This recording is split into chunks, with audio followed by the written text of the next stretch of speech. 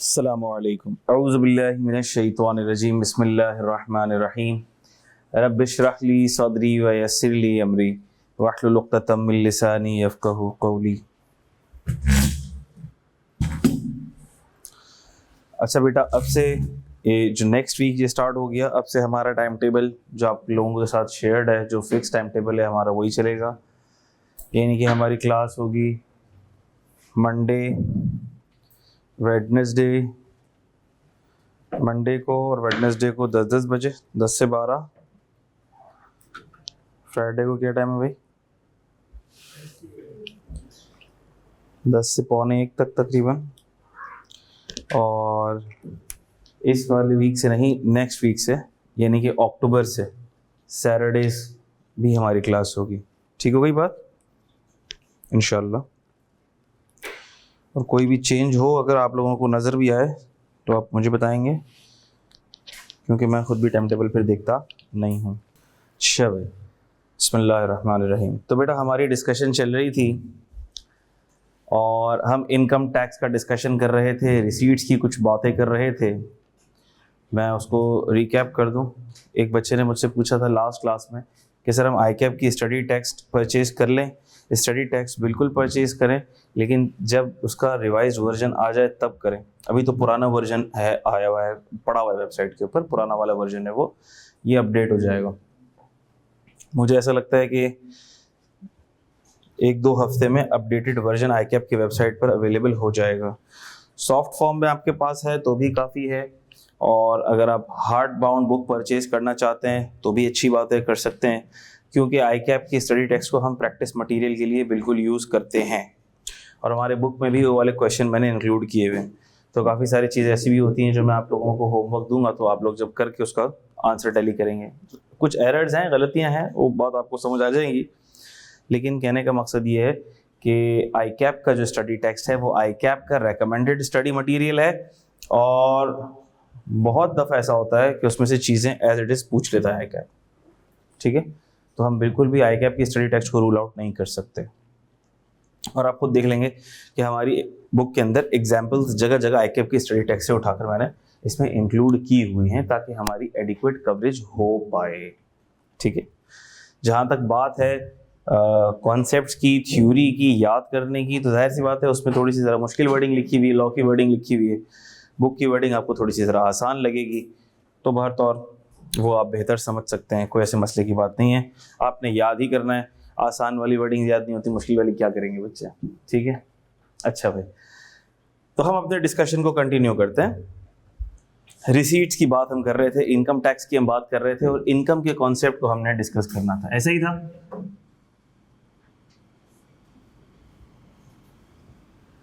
अच्छा, इनकम के कॉन्सेप्ट को हम डिस्कस कर रहे थे और इसमें हमने देखा था कि रेवेन्यू रिसीट को हमने इनकम कहा था, और कैपिटल रिसीट हमने कहा था ये वो रिसीट है जो इनकम नहीं है। Revenue receipt is income unless specifically exempt under the ordinance. ऐसा भी होता है कि इनकम को ऑर्डिनेंस ने एग्जेम्प्ट कर, ऑर्डिनेंस लॉ है, लॉ ने एग्जेम्प्ट कर दिया। लॉ ने जब एग्जेम्प्ट कर दिया तो अब वो चार्जेबल टू टैक्स नहीं होगी, उस पर टैक्स नहीं लगेगा। उसकी मैंने कुछ एग्जांपल दी थी आपको, एग्रीकल्चरल इनकम हो गई, पेंशन इनकम हो गई, आप सैलरी में पढ़ेंगे मेडिकल फैसिलिटी आएगी जो as per terms of employment होगी। इसी तरह कैपिटल गेन में एग्जेम्पशंस आएंगी, इसी तरह IFP में एग्जेम्पशंस आएंगी। तो वो सारी एग्जेम्पशंस अभी हमें जिक्र नहीं करनी, सिर्फ समझाने के लिए मैंने कुछ मिसाल के तौर पर आपके सामने रख दी थी। फिर हमने कहा capital receipt is not income unless specifically taxed as deemed income. Capital receipt income नहीं होती, लेकिन अगर लॉ कह दे कि ये डीम्ड इनकम है, ये इनकम होगी, इसे इनकम बना के टैक्स किया जाएगा, तो फिर हमें उसको इनकम बनाना पड़ेगा। जैसे मैंने आपको बताया था कि वैसे आम हालात में जो लोन लिया हुआ होता है वो क्या होती है? कैपिटल रिसीट होती है, बैलेंस शीट में एज अ लायबिलिटी रिकॉर्ड होती है, P&L पे उसका कोई इम्पैक्ट नहीं होता। सही। इसी तरह से मिसाल के तौर पर जो एग्जाम्पल्स अभी हमने ली थी वो हमने ली थी अपनी अंडरस्टैंडिंग की बेस पे। क्राइटेरिया अब देखेंगे हम। जैसे हमने ली थी गिफ्ट्स की एग्जाम्पल ली थी, गिफ्ट्स को आप इनकम नहीं कहते हो, इनहेरिटेंस को आप इनकम नहीं कहते हो। ठीक है, आम हालात में अगर तो टेनेंट से आपको सिक्योरिटी डिपॉजिट अगर मिल जाए तो आम हालात के अंदर वो क्या होती है? आम हालात में हमारी इनकम नहीं होती, लेकिन unless specifically tax as deemed income. लेकिन जब लॉ कह देगा तो उस स्पेसिफिक हालत में वो चीज इनकम ट्रीट की जाएगी, क्योंकि लॉ ने कह दिया। अब बाजाहिर वो इनकम नहीं है, लेकिन वो ट्रीट की जाएगी इनकम। ठीक है, इसकी मैंने मिसाल ली थी। क्या मिसाल ली थी मैंने? Loan received in cash. Cash में अगर लोन रिसीव किया जाएगा तो वो इनकम बन जाएगा, लेने वाले की इनकम बन जाएगा। इसी तरह मैंने आपको कहा था कि security deposit received by a landlord. ठीक है, security deposit will be treated as chargeable rent. ठीक है, तो ये हम इनकम फ्रॉम प्रॉपर्टी में देखेंगे कि सिक्योरिटी डिपॉजिट है जो कि नॉन करंट लायबिलिटी है, लेकिन हम उसको इनकम बनाकर इनकम में चार्जेबल टू टैक्स कर रहे होंगे। ठीक है, ठीक है। गिफ्ट आम हालात में, मिसाल के तौर पे मैंने बताया था आपको कि इनकम नहीं होती, लेकिन लॉ कहेगा कि अगर आपने गिफ्ट रिसीव किया है नॉन रिलेटिव से तो वो फिर आपकी हम इनकम बनाएंगे। चाहिए? अच्छा, ये तो मैंने आपको वो बातें बता दी जो अभी हमारे जहन में इनकम का कॉन्सेप्ट है, हमारे जहन में कैपिटल रिसीट का कॉन्सेप्ट है। अब हम देखते हैं कि मुख्तलिफ पास्ट प्रेसिडेंट से, कोर्ट्स के डिसीजन से, रूलिंग से हमारे पास क्राइटेरिया क्या सामने आता है, क्योंकि अभी हमारे पास क्राइटेरिया सामने नहीं आया। हमने बोला गिफ्ट है, इनकम नहीं होगी। भाई क्यों इनकम नहीं होगी, ये बात सामने नहीं आई। इनहेरिटेंस है, इनहेरिटेंस इनकम नहीं होगी, ये बात सामने नहीं है, क्यों इनकम नहीं होगी। बात समझ आ रही है? तो अब हम देखेंगे क्राइटेरिया, यार्ड स्टिक क्या है, क्राइटेरिया क्या है, किस बेसिस पर हम कहते हैं कि भाई ये रेवेन्यू रिसीट है और किस बेसिस पे हम कहते हैं कि ये कैपिटल रिसीट है। ठीक है, शब। तो हमने कहा फिर ये समझने के लिए आपको रिसीट्स को क्लासिफाई करना पड़ेगा।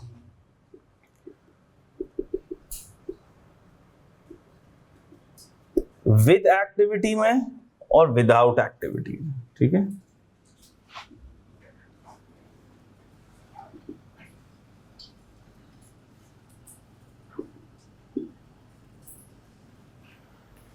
विद एक्टिविटी के अंदर भी आपको फर्दर क्लासिफाई करना पड़ेगा।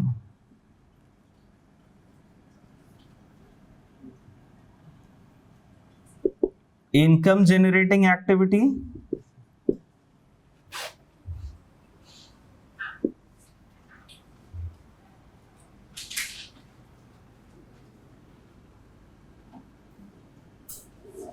Non income generating activity.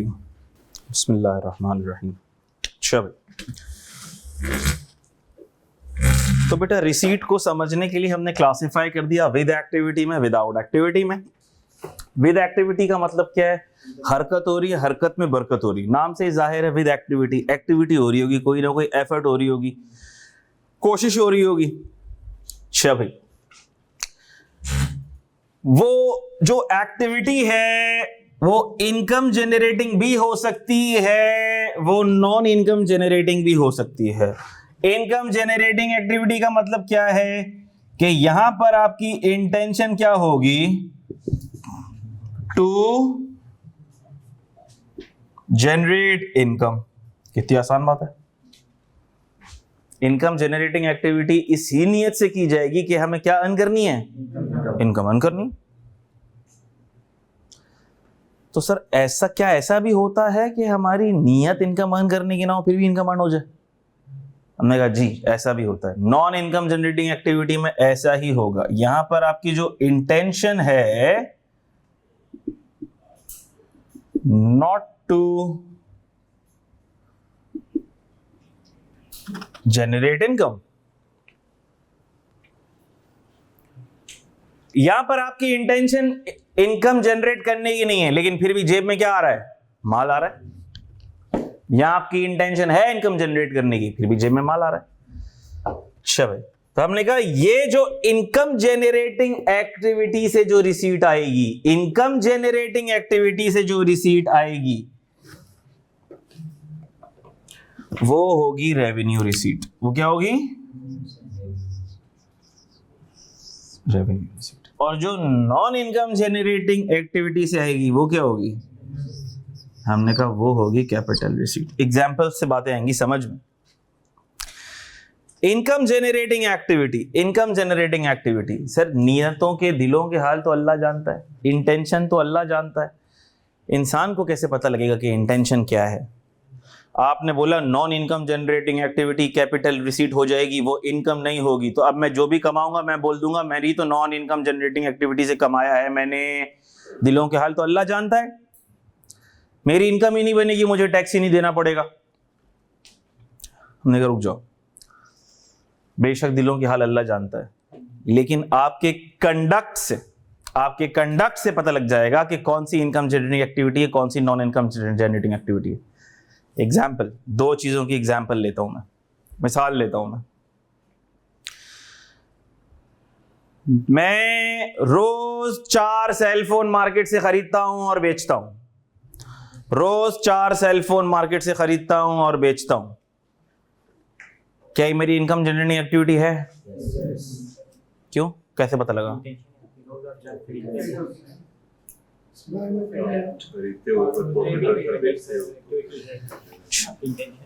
दो चीजों से पता लगा।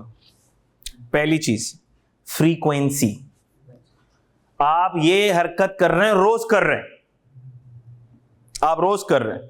मिसाल ले रहा हूं मैं रोज सेलफोन खरीद रहा हूं बेच रहा हूं, रोज सेलफोन खरीद रहा हूं बेच रहा हूं, रोज सेलफोन खरीद रहा हूं बेच रहा हूं, तो कोई अंधा भी बोल देगा कि सर ये आपकी क्या है? इनकम जनरेटिंग एक्टिविटी है। अच्छा भाई, रोज से पकड़ में आ गया, मैं ये रोज कर रहा हूं तो पकड़ में आ गया। काम करता हूं, महीने में एक ही दफा एक ही ट्रांजैक्शन करता हूं, 100 सेलफोन खरीदता हूं और फिर वो बेच दूंगा, फिर तो पकड़ में नहीं आएगा ना? फिर भी पता लग जाएगा सर, क्योंकि आपने क्वांटिटी इतनी बड़ी परचेज की और सेल की है। तो इसका मतलब ये है कि फ्रीक्वेंसी और ट्रांजैक्शन और क्वांटिटी ऑफ ट्रांजैक्शन, ये दो ऐसी चीजें हैं जो मेरी नीयत को आया कर देंगी। ऐसा ही है। तो हमने कहा कि इसकी इंडिकेटर्स क्या होंगे भाई? इसके इंडिकेटर्स क्या होंगे? Frequency and quantity of activity या ट्रांजैक्शन, ठीक है। और इसकी एग्जाम्पल क्या होंगी? For example sale, frequent sale purchase of goods,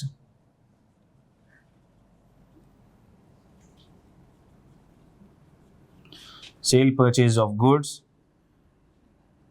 sale of services, ठीक है। गुड्स की सेल परचेज यानी कि trading activity. Sale purchase of goods की क्या मतलब हो गया? ट्रेडिंग। ऐसा भी कर सकते हो, आपने गुड्स परचेज करी, रॉ मटेरियल परचेज की, उसके ऊपर आपने प्रोसेसिंग करी और उसको फिनिश गुड्स बना के आगे बेच दी, ऐसा भी कर सकते हो। तो हमने कहा ट्रेडिंग भी, मैन्युफैक्चरिंग भी, वगैरह वगैरह। सर्विसेज आप प्रोवाइड कर रहे हो, फ्रीक्वेंटली सर्विसेज प्रोवाइड कर रहे हो, मैं सर्विसेज प्रोवाइड कर रहा हूँ, फ्रीक्वेंटली सर्विसेज प्रोवाइड कर रहा हूँ, टैक्स सर्विसेज, ऑडिट सर्विसेज। क्या ख्याल है? रेवेन्यू रिसीट हो गई मेरी। इसी तरह मिसाल के तौर पर एम्प्लॉई है, एम्प्लॉयमेंट सर्विसेज। क्या ख्याल है?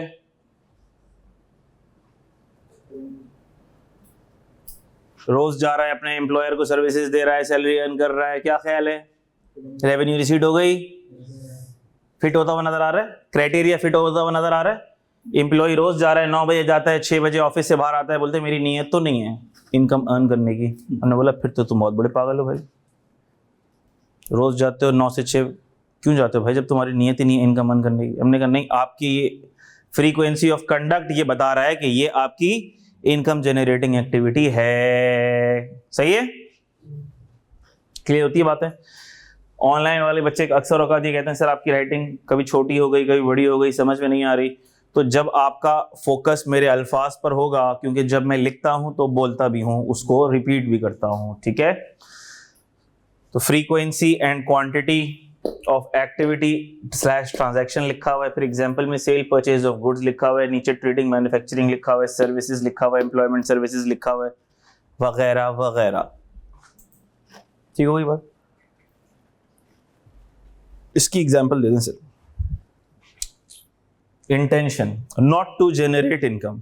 मिसाल ले रहा हूँ मैं सेल फोन इस्तेमाल कर रहा हूँ, 2 साल हो गए, 3 साल हो गए, मेमोरी फुल हो गई, स्लो हो गया, सॉफ्टवेयर इसमें अपडेट नहीं हो रहे, मेरी ज़रूरत बढ़ गई है, मुझे हाई मेमोरी वाला फ़ोन चाहिए, लोगों को दिखाने के लिए आईफोन 16 प्रो मैक्स चाहिए, भरम मारने के लिए चाहिए, तो क्या मेरी इस फ़ोन को बेच के इंटेंशन टू जनरेट इनकम है क्या? नहीं, इनकम नहीं है। अब मैंने कहा ये फ़ोन मुझे बेचना है, मैंने बोला भाई ये फ़ोन मुझे बेचना है, आपने कहा सर हम ले लेंगे, आपको ज़्यादा पैसे दे के ले लेंगे। ठीक है, मैंने 50 में ख़रीदा था, मेरा 60 में बिक गया, क्या ख्याल है, गेन हो गया? गेन तो हो गया, लेकिन क्या ये मेरी इनकम जनरेटिंग एक्टिविटी है? नहीं। क्या ये हरकत मैं रोज़ कर रहा हूँ? क्या ये मैं मतलब ये क्या क्वांटिटी में कर रहा हूँ मैं कोई? नहीं, ये मेरी इनकम जनरेटिंग एक्टिविटी नहीं है। एक बंदा है, गाड़ी खरीदता है, बेचता है, खरीदता है, बेचता है, खरीदता है, डेंटिंग पेंटिंग करवाता है, बेच देता है, महीने की 4-5 गाड़ियाँ इस तरह से वो बेच रहा है, हम कहेंगे ये है उसकी इनकम जनरेटिंग एक्टिविटी। लेकिन अगर मिसाल के तौर पर मिस्टर बी है, वो ये हरकत नहीं कर रहा, वो गाड़ी खरीदता है, इस्तेमाल करता है, 5 साल 6 साल 7 साल इस्तेमाल की, अब उसने कहा अब गाड़ी अपडेट करता हूँ, पैसे अच्छे आ गए, अच्छी गाड़ी लेते हैं, और उसने पुरानी गाड़ी बेच दी, पुरानी गाड़ी बेच दी, ली थी उसने 3 लाख की, बिकी 3.5 लाख की, 5 साल इस्तेमाल करने के बाद भी। अब तो यही हो रहा है, गाड़ियाँ जिस हिसाब से रेट बढ़ रहे हैं, ली थी 20 लाख की, 5 साल इस्तेमाल करने के बाद बिक गई 30 लाख रुपए की। यही चल रहा है ना मार्केट में आजकल, ये चल रहा है, डेप्रिशिएट हो जाती है। ये आपका ख्याल है ना मेरे बच्चा, जिस हिसाब से डॉलर बढ़ा और गाड़ियों के रेट बढ़े, आपको अंदाजा नहीं है, सही है, आपको अंदाजा नहीं है इस चीज़ का। खैर, तो आपको पता होगा कि एक गाड़ी जो 15 लाख रुपए की, 18 लाख रुपए की गाड़ी थी, अब 30 लाख रुपए की गाड़ी हो गई वो, सही है। तो अगर किसी ने वो 18 लाख रुपए की गाड़ी खरीद कर 3 साल इस्तेमाल भी कर लिए और उसको वो 25 लाख रुपए में भी बेच देता है, 22 लाख में भी बेच देता है, तो उसको तो गेन हो गया ना। लेकिन क्या ये इनकम जनरेटिंग एक्टिविटी है? उनका नहीं। बात समझ आती है? मिसाल के तौर पर एक सोफा, कोई फर्नीचर मैन्युफैक्चरर है, फर्नीचर का ट्रेडर है, वो सोफे खरीदता है, बेचता है, खरीदता है, बेचता है, ये तो उसकी इनकम जनरेटिंग एक्टिविटी है। लेकिन मैंने अगर अपने घर का कोई पुराना सोफ़ा निकाल दिया, बाबा आदम के ज़माने का हो गया, मैंने कहा भाई अब नए डिज़ाइन का नया फर्नीचर लेते हैं, अब ये पुराना सोफ़ा बेच देते हैं, वो मैंने बेच दिया और मैंने नया सोफ़ा ख़रीद लिया, वो पुराना वाला जो सोफ़ा बेचा उसके ऊपर भी कुछ गेन आ गया मिसाल के तौर पर, तो क्या ये मेरी इनकम जनरेटिंग एक्टिविटी है? लेकिन गेन तो आ गया, लेकिन इंटेंशन टू जनरेट इनकम नहीं थी। तो हमने कहा कि ये क्या होगी फिर? कैपिटल रिसीट होगी, और कैपिटल रिसीट इनकम नहीं थी। जब मैंने लिख दिया कैपिटल रिसीट है, तो इसका मतलब कि ये इनकम नहीं है। क्या ये बात आपकी समझ आ गई? लेकिन इसकी कुछ exceptions, example, sale of personal movable assets, example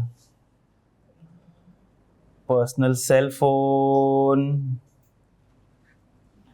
personal car, etcetera. लेकिन इसकी एक एक्सेप्शन भी है,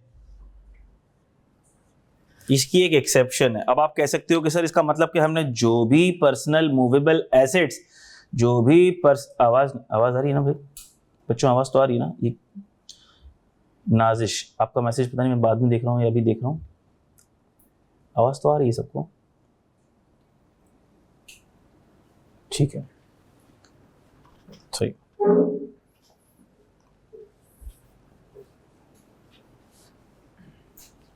ऐसा भी होता है कभी, किसी बच्चे ने कहा सर आप गाने क्यों गा रहे हैं? मैं गाने नहीं गा रहा हूँ, आपने कानों में जो हेडफोन लगाए हुए वो मोबाइल से कनेक्टेड हैं, लेक्चर स्क्रीन पे चल रहा है, ठीक है? तो थोड़ा सा ज़रा ये आपको चेक करना पड़ेगा।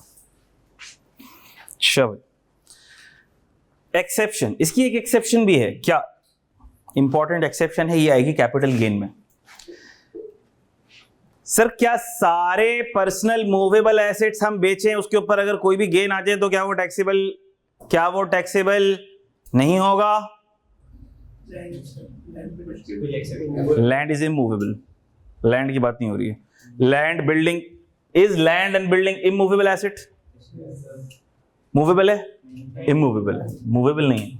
लैंड बिल्डिंग मूवेबल नहीं है, इमूवेबल है। मैंने लिखा जो है वो बहुत गौर से पढ़ना, sale of personal movable assets. ठीक हो गई बात? पर्सनल मूवेबल एसेट्स, इसकी एक एक्सेप्शन है, एक्सेप्शन है sale of personal movable assets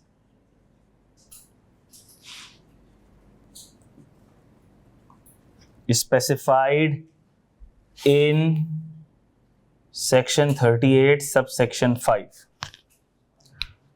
specified in section 38 subsection 5। बात समझ आती है? मैंने समझा ही नहीं तो समझ में कैसे आएगी? सेक्शन 38 सबसेक्शन 5 अभी मैंने समझा ही नहीं, समझ में कैसे आएगा? लेकिन एक बात तय है। क्या तय है? कि सर सेक्शन 38 सबसेक्शन 5 में कुछ ऐसे पर्सनल मूवेबल एसेट्स के नाम होंगे जो उन्होंने खास कह दिया होगा कि इस पर तो गेन टैक्सेबल होगा, ये तो इनकम में जाएगा। नॉन इनकम की एक्सेप्शन क्या होगी? इनकम। सिंपल है। एग्जाम्पल दे देता हूं मैं ताकि थोड़ा इतना सस्पेंस ना रहे कि सर तब पढ़ना पड़ेगा, अभी क्या करें। 2 एग्जाम्पल्स लिख लो, बाकी बाद में आ जाएंगी। पेंटिंग, ज्वेलरी, पेंटिंग और ज्वेलरी एटसेट्रा, इसका जिक्र आएगा कैपिटल गेन में, तसल्ली के साथ, डिटेल के साथ। ठीक है, जगह जगह चीजें लिंकअप होंगी, लेकिन उस लिंकअप को करने में लिंक जरूर करूंगा मैं, एक आपको आइडिया जरूर दूंगा मैं, लेकिन उसकी तफसील में नहीं जाऊंगा मैं। तफसील में जाएंगे तो फिर हम उस हेड ऑफ इनकम में घुस जाएंगे। अभी हमने हेड ऑफ इनकम तो शुरू नहीं किया। सही है? क्लियर होती हैं ये बातें? ये सबको क्लियर है बेटा? अच्छा, विद एक्टिविटी के बाद आता है हमारे पास विदाउट एक्टिविटी। विदाउट एक्टिविटी, ठीक है। अच्छा, विदाउट एक्टिविटी के अंदर भी हमारे पास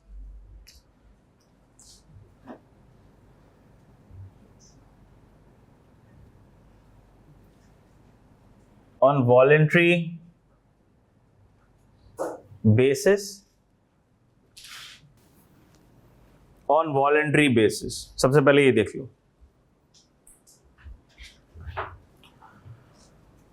वॉलेंट्री बेसिस, विदाउट एक्टिविटी से क्या मुराद है? विदाउट एक्टिविटी से क्या मुराद है? उधर तो हरकत हो रही थी, हरकत में बरकत हो रही थी,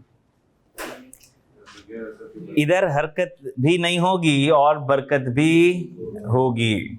अब आप कह सकते हैं सर ये बताएं ना, ये असल माल की बात तो अब आई जिसमें हरकत भी नहीं होगी और बरकत भी होगी। ठीक है, इसकी एग्जांपल मैंने आपको कुछ दी थी। क्या? बर्थडे पार्टी पे गिफ्ट रिसीव हो गए, अब पैदा हो गया, आपने कौन सा कारनामा अंजाम दिया? सही है, ठीक है, सब पैदा होते हैं भाई, कौन सा कारनामा अंजाम दिया? सर आज हमारी बर्थडे, भाई आपने कोई कारनामा अंजाम दिया हो तो बताओ, फिर उसको सेलिब्रेट करते हैं।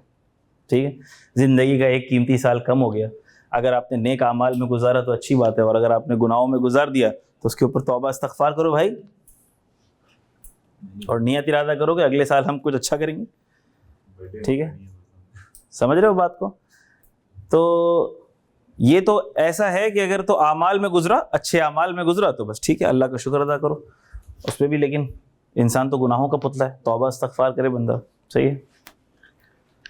तो मुझसे लोग बड़े नाराज़ होते हैं, कभी घर वाले, बेगम, बच्चे भी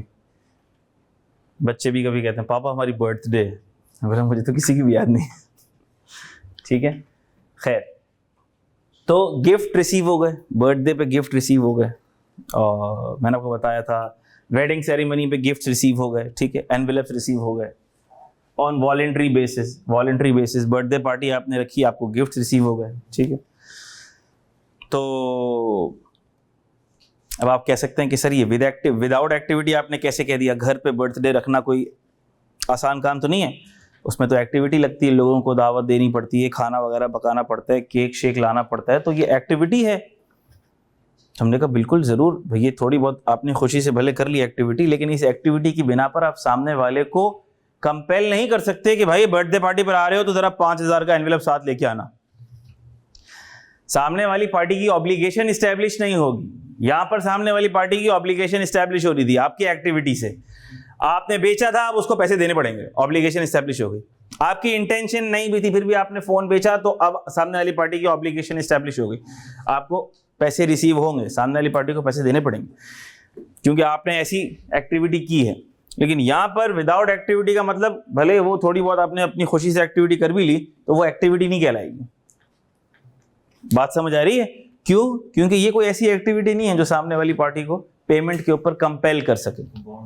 हाँ, आप ये नहीं बोलेंगे बर्थडे का इनविटेशन साथ में देके जो लिफाफा ना ला सकता हो वो ना आए, ठीक है, बहुत डिसकर्टियस हो जाएगा। ठीक है, क्या बेटा? पेंशन? नहीं, पेंशन तो बिल्कुल भी इसमें फॉल नहीं करेगा। पेंशन तो सैलरी ही है, सैलरी इनकम है, वो हम सैलरी में देखेंगे कि वो क्यों सैलरी है। नहीं कर रहे हैं, एक्टिविटी कर रहे हैं, ठीक है। जिसको पेंशन मिल रही है उसी को मिलेगी, तुमको नहीं मिलेगी। क्यों? एक्टिविटी उसी ने की होगी तो उसको मिलेगी, किसी वजह से मिलेगी, आपको नहीं मिलेगी। मुझे तो नहीं मिल रही भाई पेंशन। बात समझ आ रही है? जिसको मिल रही है वो किसी वजह से मिल रही है, वो हम सैलरी में देखेंगे, वो आएगा वहां पर डिस्कशन उसका, ठीक है, डिटेल में आएगा। वॉलंटरी बेसिस के ऊपर हमने देखा कि gifts received on qualifying Kaif, gift received on qualifying Kaif. अब आप कैफ क्वालिफाई कर लो, आपको गिफ्ट रिसीव मिल रहे हैं, आप बोलोगे सर ये क्या अजीब बात करी आपने, विदाउट एक्टिविटी। इतनी मेहनत करके हमने कैफ क्वालिफाई किया, आप कह रहे हैं विदाउट एक्टिविटी। तो भाई तुमने दुनिया पे एहसान थोड़ी किया है, अपने ऊपर एहसान किया है। बात समझ आ रही है? उसमें भी अपने अम्मा अब्बा का शुक्रिया अदा करो जिसने तुम पर इतने पैसे लगाए, ठीक है। ये तो आपने अपने फायदे के लिए किया ना, ये किसी के लिए किया आपने, इसका तो आपको फल खुद मिलेगा। इससे गिफ्ट देने वाले को क्या मिलेगा भाई? उस बेचारे की तो जेब से पैसे निकल गए। क्या ख्याल है? आपकी हौसला अफजाई के लिए दी उसने पैसे, ठीक हो गई बात। Gift received on qualifying Kaif, अब आपको गिफ्ट रिसीव हो गया कैफ क्वालिफाई करने के ऊपर, ठीक है। तो क्या होगी ये, चेक करते हैं क्या ये वॉलंटरी बेसिस पर मिली है। हाँ, सामने वाले को आपने गन पॉइंट पे थोड़ी बोला था कैफ क्वालिफाई किया गिफ्ट दे भाई, अच्छा नहीं होगा वरना, नहीं भाई। और विदाउट एक्टिविटी, उसके लिए आपने कोई ऐसा एक्ट भी नहीं किया कि जो सामने वाले को कंपेल कर सके, उसकी ऑब्लिगेशन एस्टैब्लिश कर सके, खुशी से दिए नहीं दिया नहीं देता भाई। बात समझ आ रही है? लेकिन इसकी भी एक एक्सेप्शन है। देखो टैक्स है ना, तो टैक्स में तो हर जगह एक्सेप्शंस आएंगी। इसकी भी क्या है, इसकी भी एक एक्सेप्शन है, वो मैंने एक्सेप्शन लिखवा भी दी थी आपको। Gift received from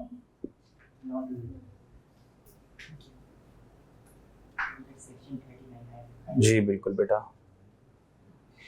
gift received from non relative, ये एक्सेप्शन है सेक्शन 39 की, ठीक है। और रिलेटिव की डेफिनेशन आपको मिलेगी सेक्शन 85 सब सेक्शन 5 में। क्या मतलब हुआ इसका? इसका मतलब ये हुआ, अच्छा रुक जाओ, ये क्या है? अगर वॉलेंट्री बेसिस पर गिफ्ट मिले तो ये क्या होगी? Capital receipt. कैपिटल रिसीट की एक्सेप्शन क्या होगी? रेवेन्यू रिसीट बन जाएगी, ठीक है। इसी तरह से नॉन इनकम जनरेटिंग में, नॉन इनकम जनरेटिंग से आपको पैसे मिल गए तो ये क्या है? लेकिन अगर इसकी एक्सेप्शन में फॉल करोगे तो वो क्या बन जाएगी? वो डीम्ड इनकम बन जाएगी, रेवेन्यू रिसीट बन जाएगी। सही हो गई बात? लॉ के हिसाब से, लॉ के हिसाब से जबरदस्ती की इनकम बन जाएगी फिर वो, ठीक हो गई बात, डीम्ड इनकम बन जाएगी। इसकी डिटेल भी बाद में आएगी जब हम IFOS पढ़ेंगे, लेकिन इसकी छोटी सी मिसाल देख के समझा दूं ताकि प्यास बुझ जाए, इल्म की प्यास बुझ जाए थोड़ी बहुत आपकी। मिसाल दे रहा हूं, कैफ क्वालिफाई किया, कैफ क्वालिफाई किया और आपको बाइक कौन सी चल रही है आजकल मार्केट में अच्छी वाली? होंडा की चल रही है, 150 चल रही है। कितनी आ रही है 150 आजकल? नहीं, 150 होंडा की भी तो होती है, लेकिन मेरे ख्याल में कोई 4 लाख रुपए की तो बाइक होगी कोई 150 की मेरे ख्याल में। तो कैफ क्वालिफाई किया आपने, कैफ क्वालिफाई किया और आपको गिफ्ट मिल गई होंडा की 150, उसकी चाबी मिल गई। किसकी तरफ से गिफ्ट मिल गई? आपके अब्बू के दोस्त की तरफ से गिफ्ट मिल गई। आपके अब्बू के दोस्त की तरफ से, जिसको आप बचपन से चचा कहते हैं। क्या कहते हैं? चचा। अब आपके चचा कहने से वो चचा बन तो नहीं गए, लेकिन आप बचपन से चचा कहते हैं, तो उन्होंने गिफ्ट कर दिया आपको बाइक। तो ये जो आपको गिफ्ट मिला है, क्या ये रिलेटिव से मिला है? जो अब्बू के जो दोस्त होंगे वो रिलेटिव की डेफिनेशन में फॉल नहीं करते। तो अब्बू के दोस्त जब रिलेटिव की डेफिनेशन में फॉल नहीं करेंगे और आपको वो गिफ्ट मिल गया, तो अब वो आपके लिए क्या बन जाएगा? वो आपके लिए इनकम बन जाएगी और आपको उस पर टैक्स देना पड़ेगा। क्या ये बात आपकी समझ आ गई? जबकि अगर तो बाइक गिफ्ट की है आपके सगे चचा ने, जो आपके अब्बू के भाई हैं, खूनी भाई, सगे भाई, उन्होंने अगर आपको बाइक गिफ्ट की, तो अब जो आपको गिफ्ट मिला है वो आपकी इनकम नहीं बनेगा। एग्जाम्पल दे दी मैंने, डिटेल्स बाद में आएंगी। ठीक होगी बात? समझ आ गई बात? अच्छा,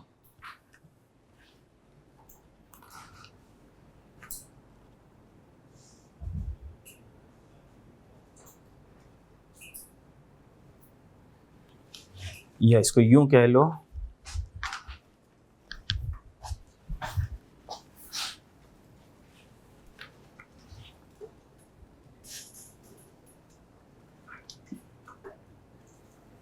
when legal right is established, when legal right is established,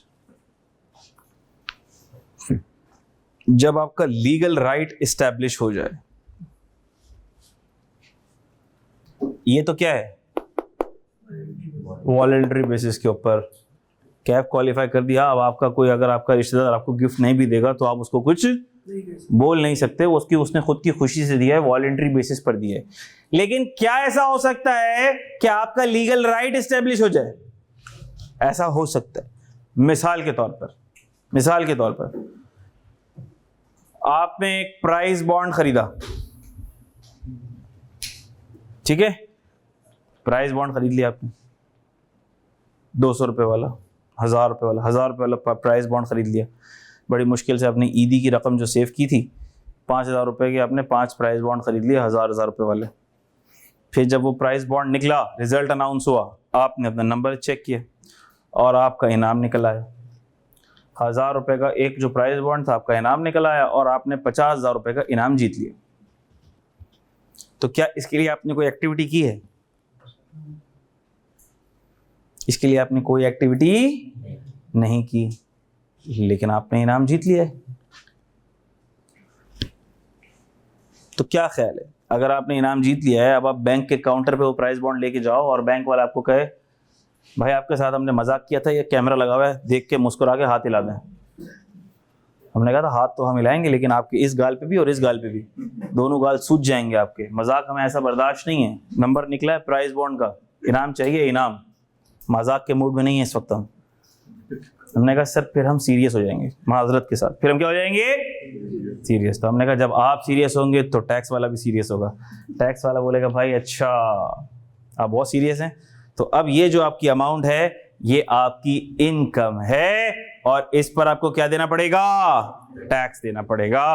तो हमने कहा जहां हमारा लीगल राइट एस्टैब्लिश हो जाएगा, जहां हम सीरियस हो जाएंगे, तो वहां लॉ भी सीरियस हो जाएगा और लॉ उसको क्या कहेगा? ये क्या बन जाएगी? आपकी रेवेन्यू रिसीट बन जाएगी।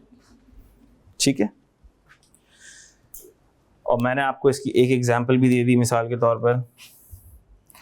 एक तो मैंने आपको दे दी प्राइस बॉन्ड, एग्जांपल दे दी मैंने आपको प्राइस बॉन्ड,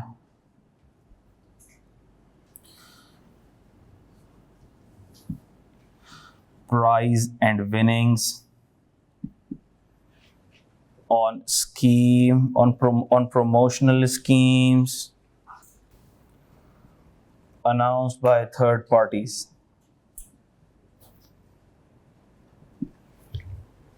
ठीक है?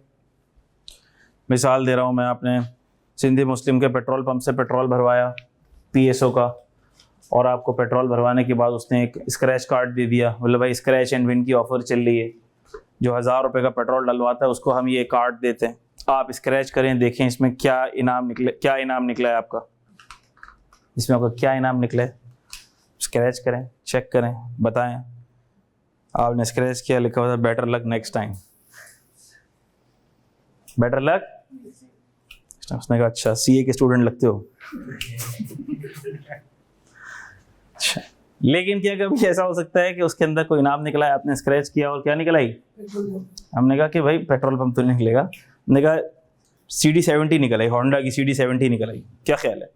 निकल सकती है, इतना तो हो सकता है, CD70 निकल आई, तो वो आपका इनाम हो गया भाई, प्राइजेस एंड विनिंग्स। तो अब तो आप गाड़ी से, बाइक से उतर के साइड में लेके जाओगे भाई। तो जब तक ये बाइक नहीं मिलेगी मैं जाने वाला नहीं हूँ। अब मैं सीरियस हो गया हूँ, इसके अंदर तो इनाम निकल आया मेरा, ठीक है। इसी तरह मिसाल के तौर पर आपने टीवी शोज देखे होंगे, आमतौर पर ऐसे शोज रमज़ान में देखने को मिलते हैं जिसमें लोगों की मौज मस्ती का सामान होता है, लोग गाने शाने गाते हैं, ठीक है। और अब गाने गाए और उसको बाइक दे दी इनाम में, किसी ने गाना गाया उसको बाइक दे दी इनाम में।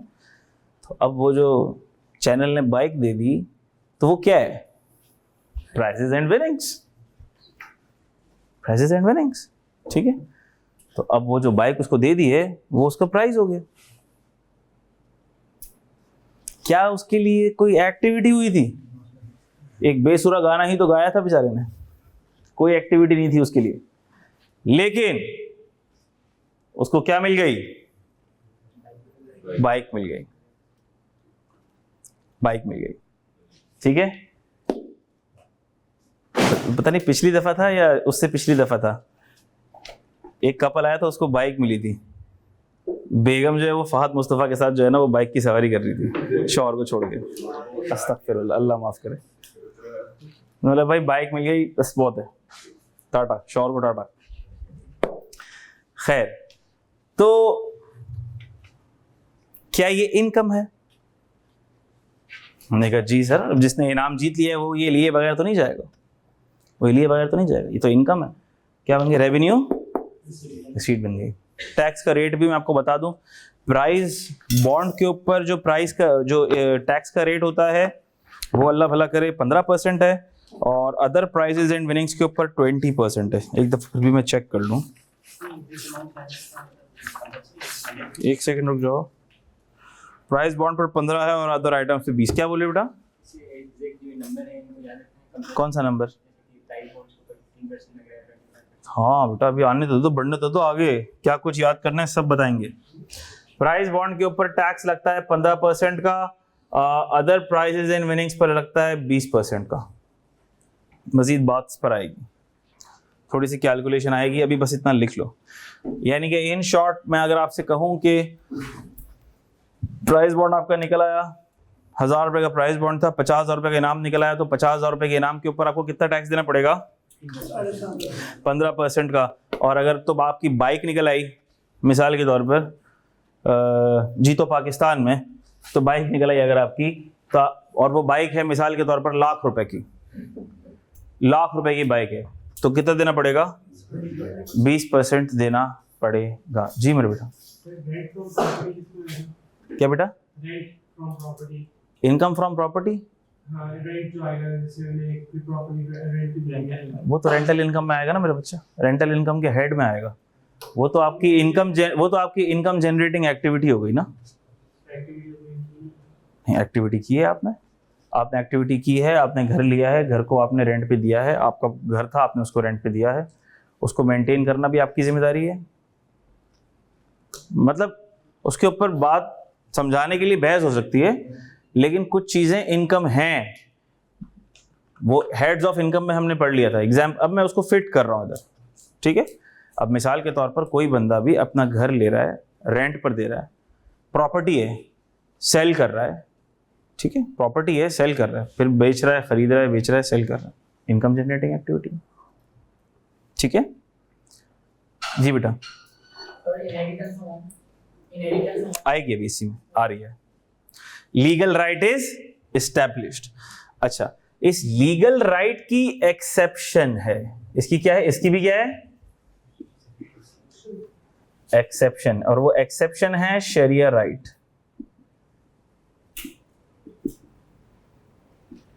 जब शरिया राइट के तहत आपको पैसे मिलेंगे, अब शरिया राइट भी लीगल राइट तो है, लेकिन जब शरिया राइट से आपको अमाउंट मिलेगी तो वो आप इसकी इसकी एक्सेप्शन क्या हो जाएगी बताओ जरा। कैपिटल, यानी कि ये इनकम नहीं होगी। शरिया राइट के अंदर आपके पास इनहेरिटेंस आ जाता है, हक महर आ जाता है, ठीक है, ये चार्जेबल टू टैक्स नहीं होंगे।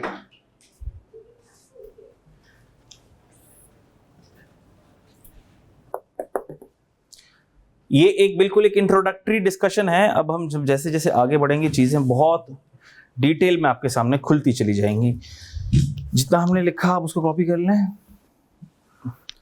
जो चीज़ समझ में नहीं आ रही मुझसे पूछ लें। राइटिंग अगर आपको ऐसा लग रहा है कि मैंने छोटी सी लिख दी है तो बस गुजारा करें इस पर।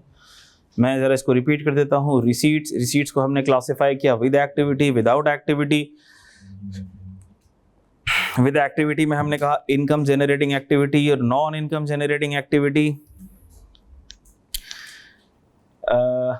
इनकम जनरेटिंग एक्टिविटी कैसे पता चलेगी, हमने कहा इंटेंशन देखी जाएगी। इंटेंशन कैसे पता लगेगी, फ्रीक्वेंसी और क्वांटिटी ऑफ ट्रांजैक्शन से पता लगेगी, ठीक है।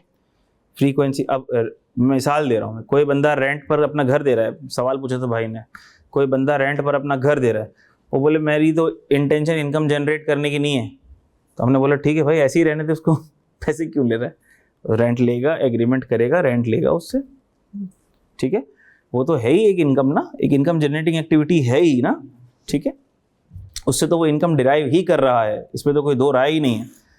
इंटेंशन की चेकिंग ना चेकिंग तो तब आएगी जब कोई दो राय हो, ठीक है। अच्छा, इंडिकेटर्स क्या थे, frequency and quantity of activity और ट्रांजैक्शन, जिसमें cell purchase of goods, services, employment services वगैरह वगैरह।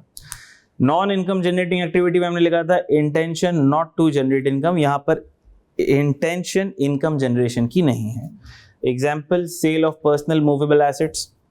पर्सनल मूवेबल एसेट्स किसी के ने अगर सेल कर दिए हैं, वन ऑफ ट्रांजैक्शन है। Sale of personal movable assets की कोई वन ऑफ ट्रांजैक्शन है, और पर्सनल मूवेबल एसेट्स तभी सेल किए जाते हैं, वो इनकम जनरेट करने के लिए सेल नहीं किए जाते। Personal cell phone, personal sofa, personal furniture, वो इनकम जनरेट करने के लिए सेल नहीं किए जाते, वन ऑफ ट्रांजैक्शंस होती हैं। पर्सनल कार, तो हमने कहा ये चीज़ें, इससे आने वाला गेन कैपिटल रिसीट है, रेवेन्यू रिसीट नहीं है। लेकिन इसकी एक एक्सेप्शन है। एक्सेप्शन क्या होती है, एक्सेप्शन वो होती है जो उसके अगेंस्ट, अगर तो sale of personal movable asset capital receipt है तो इसकी इनकम एक्सेप्शन क्या हो जाएगी, रेवेन्यू रिसीट। उसकी एग्जांपल दी थी मैंने आपको कि लॉ कहता है कि कुछ पर्सनल मूवेबल एसेट्स ऐसे हैं जिनको बेचोगे तो गेन टैक्सेबल होगा, वो हम पढ़ लेंगे सेक्शन 38 सब सेक्शन 5 में, ठीक हो गई बात। एग्जाम्पल मैंने आपको दे दी, पेंटिंग और ज्वेलरी, यानी अगर पर्सनल ज्वेलरी बेचोगे तो गेन आया तो टैक्स होगा, पर्सनल पेंटिंग बेचोगे गेन आया तो टैक्स होगा। विदाउट एक्टिविटी, विदाउट एक्टिविटी में हमने कहा ऑन वॉलेंट्री बेसिस, या तो वो वॉलेंट्री बेसिस पर होगा। वॉलेंट्री बेसिस का मतलब क्या है, खुद की खुशी से, यानी आप सामने वाली पार्टी को कंपेल नहीं कर सकते, उसकी कोई ऑब्लिगेशन एस्टैब्लिश नहीं हुई है, ठीक है। जैसे कि उन्होंने कहा gift received on qualifying Kaif, birthday party, wedding ceremony, ठीक है, ये सारे गिफ्ट आपको रिसीव हो रहे हैं, लेकिन उसकी एक्सेप्शन है। एक्सेप्शन क्या है, gift received from non relative. Non relative से अगर आपने गिफ्ट रिसीव किए हैं, नॉन रिलेटिव से अगर आपने गिफ्ट रिसीव किए हैं तो क्या हो जाएगा, टैक्सेबल हो जाएगा। टैक्सेबल है तो यानी कि आपकी इनकम बन जाएगी फिर, सही है, लॉ के हिसाब से। जबरदस्ती की इनकम है, डीम्ड इनकम है, लेकिन हमने कहा इनकम बन जाएगी फिर, ठीक है। और दूसरा केस क्या कहा था, विदाउट एक्टिविटी में, when legal right is established, जब लीगल राइट एस्टैब्लिश हो जाता है। अब ये है तो ये भी विदाउट एक्टिविटी है, इसके लिए भी आपने कोई हरकत तो नहीं करी कि बरकत हो जाए। प्राइस बॉन्ड के लिए आपने कोई हरकत तो नहीं करी, ठीक है। स्क्रैच कार्ड से आपकी बाइक निकल आई, आपने कोई खास हरकत तो नहीं करी, ठीक हो गई बात, लेकिन आपका इनाम निकल आया।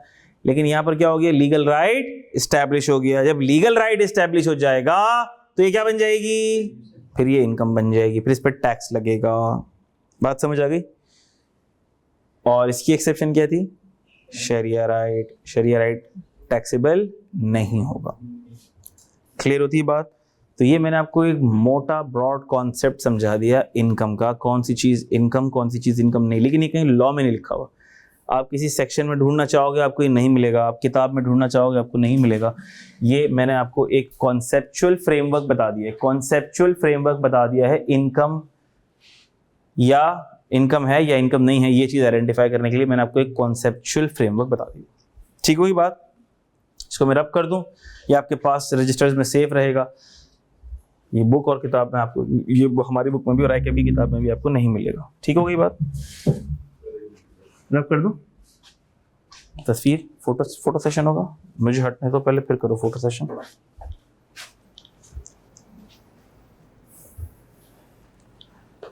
पिक्चर्स जो भी लिया करो मुझे भेजिएगा तो मैं ग्रुप में भेज दूं। ठीक है?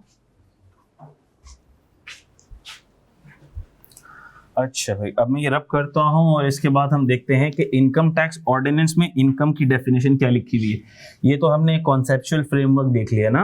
अब कॉन्सेप्चुअल फ्रेमवर्क देखने के बाद हम देखते हैं लीगल फ्रेमवर्क में क्या डेफिनेशन है इसकी, लॉ में क्या डेफिनेशन है इसकी, और फिर हम इस डेफिनेशन को, इन सारे कॉन्सेप्ट्स को उसके साथ लिंक करते हैं। As per income tax ordinance 2001, पहला, any income includes any amount chargeable to tax. दूसरा, any amount subject to collection और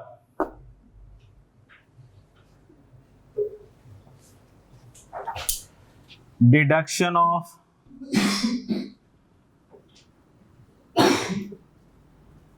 tax under FTR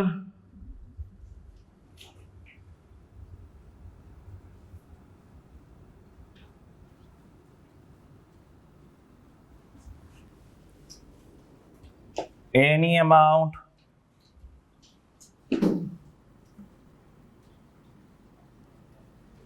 treated as income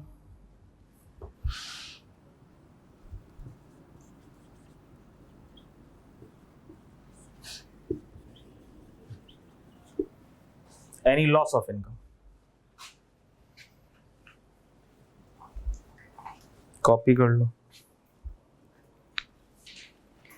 फिर समझाता हूं।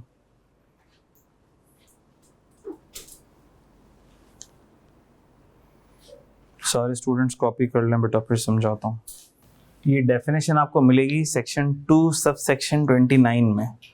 सेक्शन 2 है जिसमें सारी डेफिनेशंस हैं और उसकी 29th डेफिनेशन है। सब कुछ स्टूडेंट्स कहते हैं कि सर ये जो सेक्शन नंबर आप कहीं कहीं लिखते हैं, क्या ये हमें याद करना होगा, क्या ये हमें जहन में रखना होगा, सेक्शन नंबर का रेफरेंस हमें जहन में रखना होगा, याद करना होगा? तो इसका जवाब ये है कि सेक्शन नंबर का रेफरेंस याद रखना एग्जाम की रिक्वायरमेंट नहीं है। सही है? जवाब मिल गया? कंप्लीट नहीं है जवाब। आगे, जब आप इतनी दफ़ा एक चीज़ को पढ़ेंगे देखेंगे तो आपको मोटे मोटे सेक्शन नंबर्स खुद याद हो जाएंगे। मैं मना करूँगा ना फिर भी याद हो जाएंगे, गलती से याद हो जाएंगे आपको। मिसाल के तौर पर हम सैलरी के अंदर जब सैलरी पढ़ेंगे तो सेक्शन 12 जगह जगह section 12 sub section this section 12। तो एक बात आपको पता लग जाएगी कि सैलरी का सेक्शन 12 है, सैलरी 12 में आती है। बात समझ आ गई? फिर हम इनकम फ्रॉम प्रॉपर्टी पढ़ेंगे सेक्शन 15 सेक्शन 16 15 16 15 16 15 16। अब आपको पता लग जाएगा इनकम फ्रॉम प्रॉपर्टी का 15 16 है। बात समझ आ गई? कैपिटल गेन पढ़ेंगे, कैपिटल गेन में 37 37A 38 सब सेक्शन 5। इतनी दफ़ा ये चीज़ों का डिस्कशन आएगा कि आपको पता लग जाएगा 37 37A 38 ये कैपिटल गेन के सेक्शन है, 38 सब सेक्शन 5 ये कैपिटल गेन के sub section, section 39 income from other sources का सेक्शन है, बिजनेस इनकम का सेक्शन 18 है। तो अब ये आप इतनी दफ़ा जो चीज़ें देखेंगे आपको पता लग जाएंगी। तो अच्छा है जितनी दफ़ा हम देखेंगे पता लग जाएगा। ठीक है? पता भी होना चाहिए हम जिस सब्जेक्ट को पढ़ रहे हैं उसकी टेक्निकल वर्डिंग्स, उसके नंबर्स, उसके सेक्शंस हमें पता होने चाहिए। अब आप प्रॉपर्टी प्लांट एंड इक्विपमेंट का अगर IAS पढ़ते हो तो ये किसने बोला है कि आपको ये भी पता होना चाहिए कि ये IAS 16 है। लेकिन जब भी बात करते हो कोई कभी भी ये नहीं बोलोगे आप यार प्रॉपर्टी प्लांट एंड इक्विपमेंट के IAS में ये लिखा है। बोलता है कोई यार वो IAS 16 की तैयारी हो गई तेरी, IAS 16 की प्रैक्टिस हो गई? तो किसने बोला तुमको IAS 16 याद करो, ये नंबर याद करने को किसने बोला तुमको भाई? नहीं सर, वो इतनी दफा हमने किया कि हमको याद ही हो गया कि IAS 16 है। The same will go here in taxation as well। क्या आप एक चीज को इतनी दफा देख रहे होगे तो आपको पता चल जाएगा कि ये इस सेक्शन के अंदर ये बात लिखी हुई है, इस सेक्शन की बात हो रही है। ठीक है, वही बात। तो जहां जहां जरूरी होता है वहां मैं लिख भी देता हूं, आपको पता भी होना चाहिए। सही। अदरवाइज कोई ऐसी रिक्वायरमेंट नहीं है कि आपको पेपर में सेक्शन नंबर कोड करना हो, कोई ऐसा सवाल नहीं आता कि जो सेक्शन नंबर के रेफरेंस से आ रहा हो। और अगर कभी सेक्शन नंबर के रेफरेंस से कोई सवाल आ भी जाता है तो उसके आगे लिखा होता है कि किस बारे में ये चीज है और बात हो रही है। क्लियर हो गई बात आपको? अब आ जाओ डेफिनेशन के ऊपर। Definition, income includes. अब ये इनकम टैक्स लॉ का उस्लूब है कि जब डेफिनेशंस हम देखते हैं तो कुछ डेफिनेशंस शुरू होती हैं इंक्लूड्स के साथ। किसके साथ होती हैं? इंक्लूड्स के साथ। कुछ डेफिनेशंस शुरू होंगी मीन्स के साथ। ठीक है,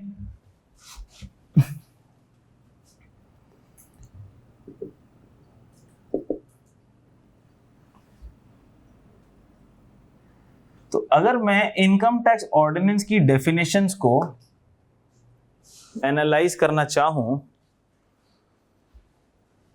तो टाइप्स ऑफ डेफिनेशंस इंक्लूसिव भी होती हैं, इंक्लूसिव डेफिनेशंस भी नजर आती हैं आपको,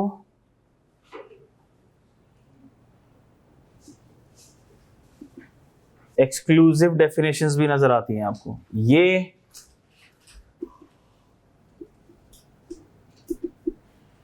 स्टार्ट होती है आमतौर पर इंक्लूड्स से और ये स्टार्ट होती है आमतौर पर मीन्स से।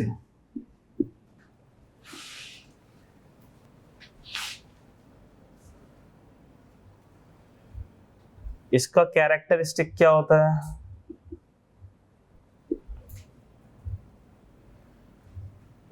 It includes dictionary,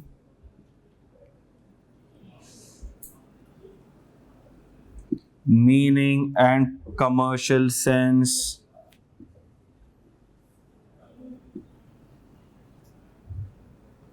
in general। और इसका कैरेक्टरिस्टिक क्या होता है?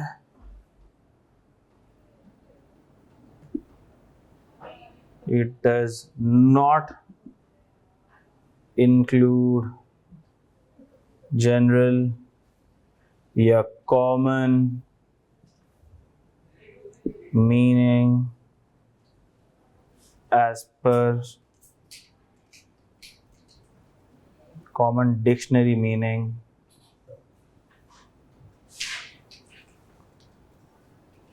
ठीक है,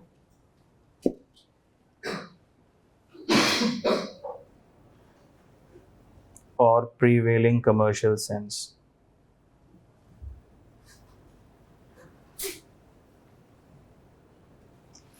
क्या मतलब हुआ इसका? इसका मतलब ये हुआ, अच्छा फिर एक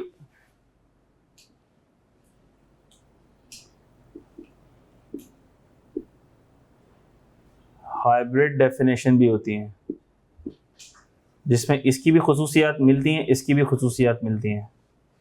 इन मीन्स से भी स्टार्ट होती है, मीन्स एंड इंक्लूड्स, मीन्स भी आता है इंक्लूड्स भी आता है, दोनों की खुसूसियात आ जाती हैं। जैसे इनकम की डेफिनेशन में इंक्लूड्स का वर्ड आ गया, अब इसका मतलब ये है कि अब इनकम की डेफिनेशन में जनरल, कॉमन, कमर्शियल सेंस, यानी कि जिसको आप इनकम समझते हो, आपके जहन में जो इनकम है वो भी इधर आ गया। इसके अलावा लॉ ने कहा कि ये चीजें भी आ गई, कहीं कुछ रह ना जाए। लॉ का उस्लूब क्या है?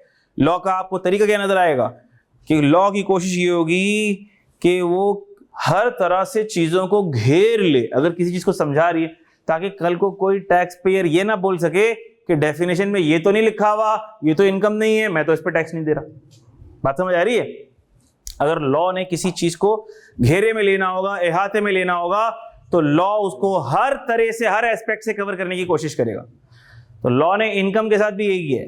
लॉ ने कहा इनकम इंक्लूड्स, लॉ ने कहा इनकम के अंदर वो जो तुम्हारे दिमाग में चल रहा है वो तो है, जो डिक्शनरी के हिसाब से इनकम है, जो कॉमन सेंस के हिसाब से इनकम है, वो तो है ही है, उसको मना नहीं कर रहे हम, और ये चीजें जो हम लिख रहे हैं ये भी इनकम है। क्या बात समझ आ रही है? और जब लॉ का मिजाज ऐसा होगा कि लॉ कहेगा मीन्स, इसका मतलब ये है कि अब आप बाकी सारी चीजों को छोड़ दो, जो हम बता रहे हैं बस आपने वही सुनना है, वही समझना है, बाकी की चीजें आपने दिमाग से निकाल देनी है। एग्जाम्पल, इसकी बड़ी क्लासिक एग्जाम्पल मैं हमेशा देता हूं मीन्स वाली डेफिनेशन की। आप देखेंगे प्राइवेट कंपनी की डेफिनेशन लिखा हुआ होगा means, private company means a company which is not a public company।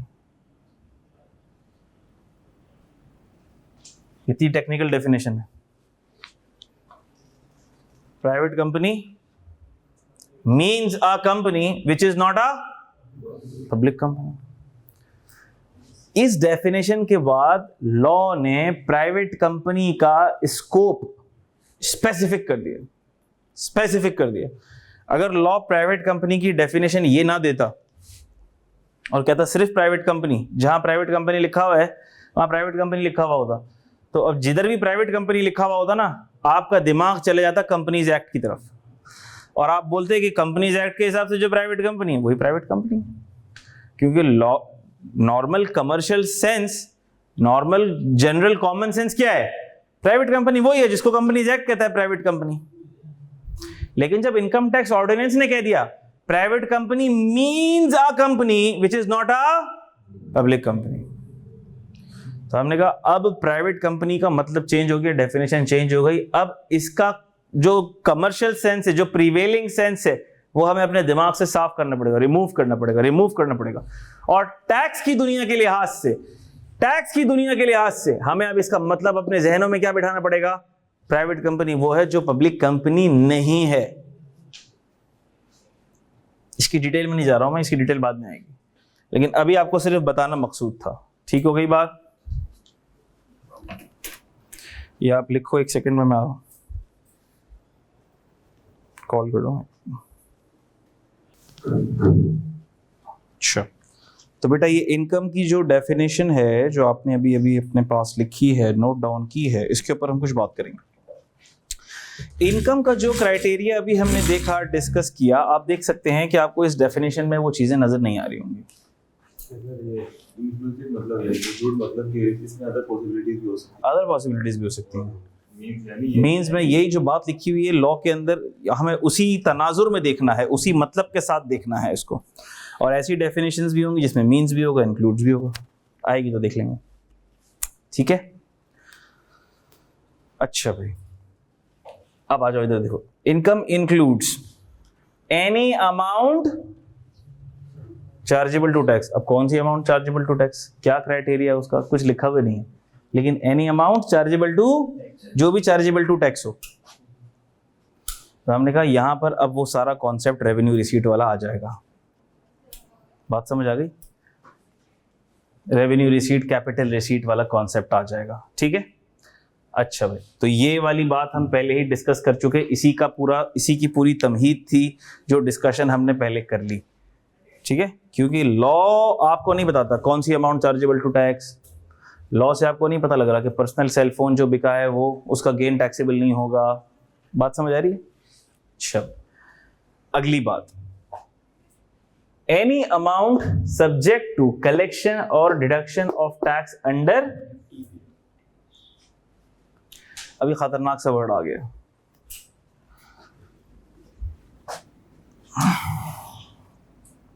इसे हम कहते हैं final tax regime. Final tax regime भी कहते हैं इसको हम फिक्स्ड टैक्स रिजीम भी कहते हैं। ठीक है,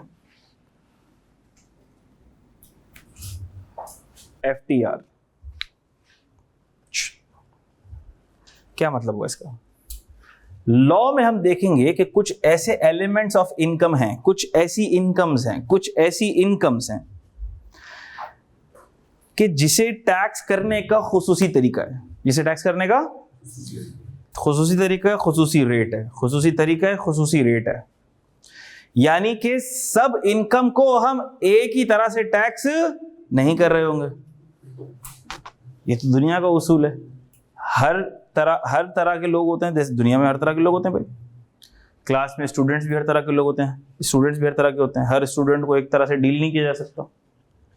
कुछ ऐसे होते हैं जो बहुत शार्प होते हैं, फौरन समझ लेते हैं। कुछ ऐसे होते हैं थोड़ा स्लो पिक करते हैं, 1-2 दफ़ा समझाना पड़ता है, ठीक है। एक ही माँ बाप के 2-3 बच्चे होते हैं, एक को खूब पिटाई लगा के पढ़ाना पड़ता है, एक अच्छा बच्चा होता है वो खुद ही से पढ़ लेता है। ऐसा होता ही नहीं होता। इसी तरह जेल के अंदर मुजरिम भी मुख्तलिफ तरह के होते हैं। किसी को 2 थप्पड़ लगाओ वो गल देगा, हाँ ये मैंने किए। किसी को आप 3rd डिग्री टॉर्चर दे दो तो भी शायद वो बहुत मुश्किल से टूटे। ऐसा होता है कि नहीं होता? इसी तरह इनकम भी, इनकम टैक्स ऑर्डिनेंस में सारी इनकम एक तरह से टैक्स नहीं होगी।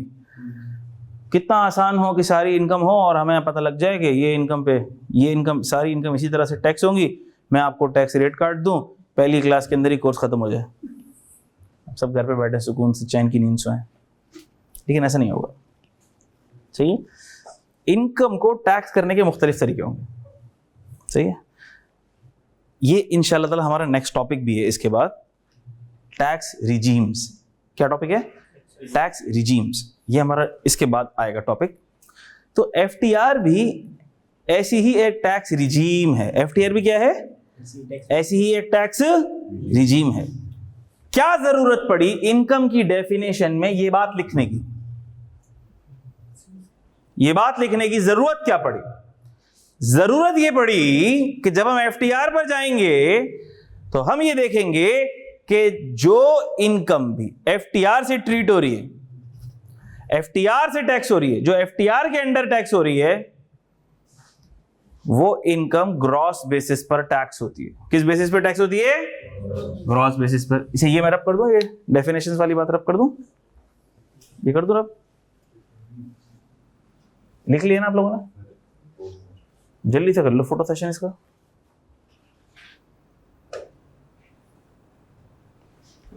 ठीक है।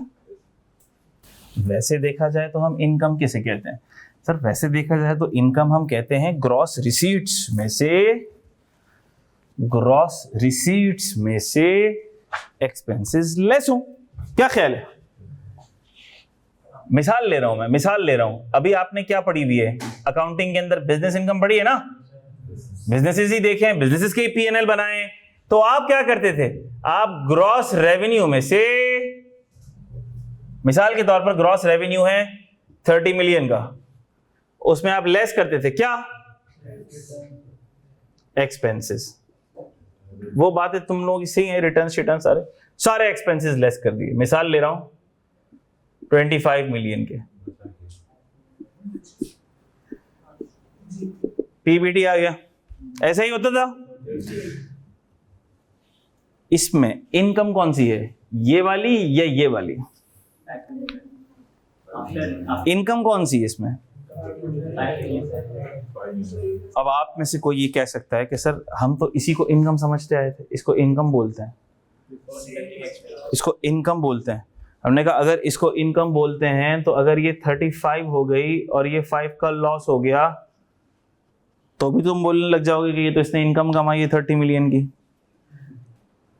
हमने कहा एक बात तो तय है कि इनकम ऊपर वाली अमाउंट को नहीं बोलते हैं, इनकम बोलते हैं बॉटम लाइन वाली अमाउंट को इनकम कहते हैं, क्या आया क्या गया।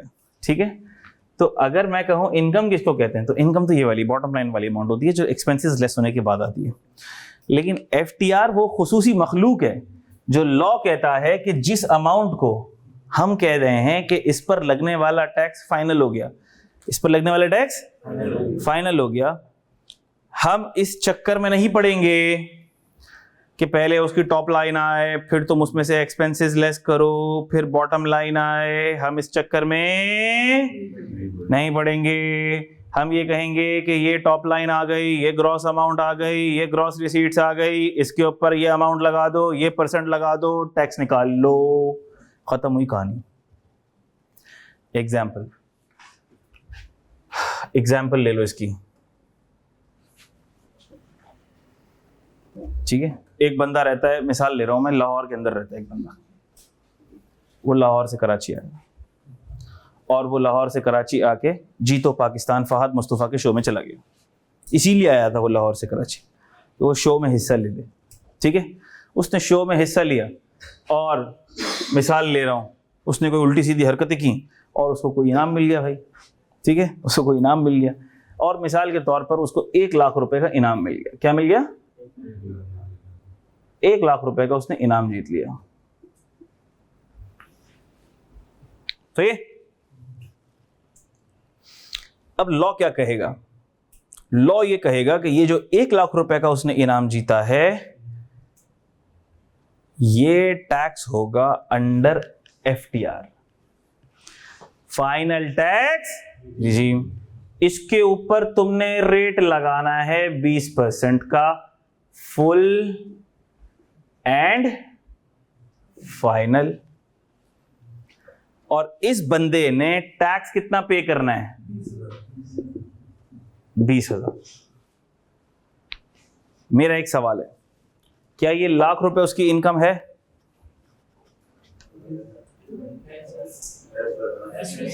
ये 1 लाख रुपए उसकी ग्रॉस रिसीट्स हैं, इनकम नहीं है।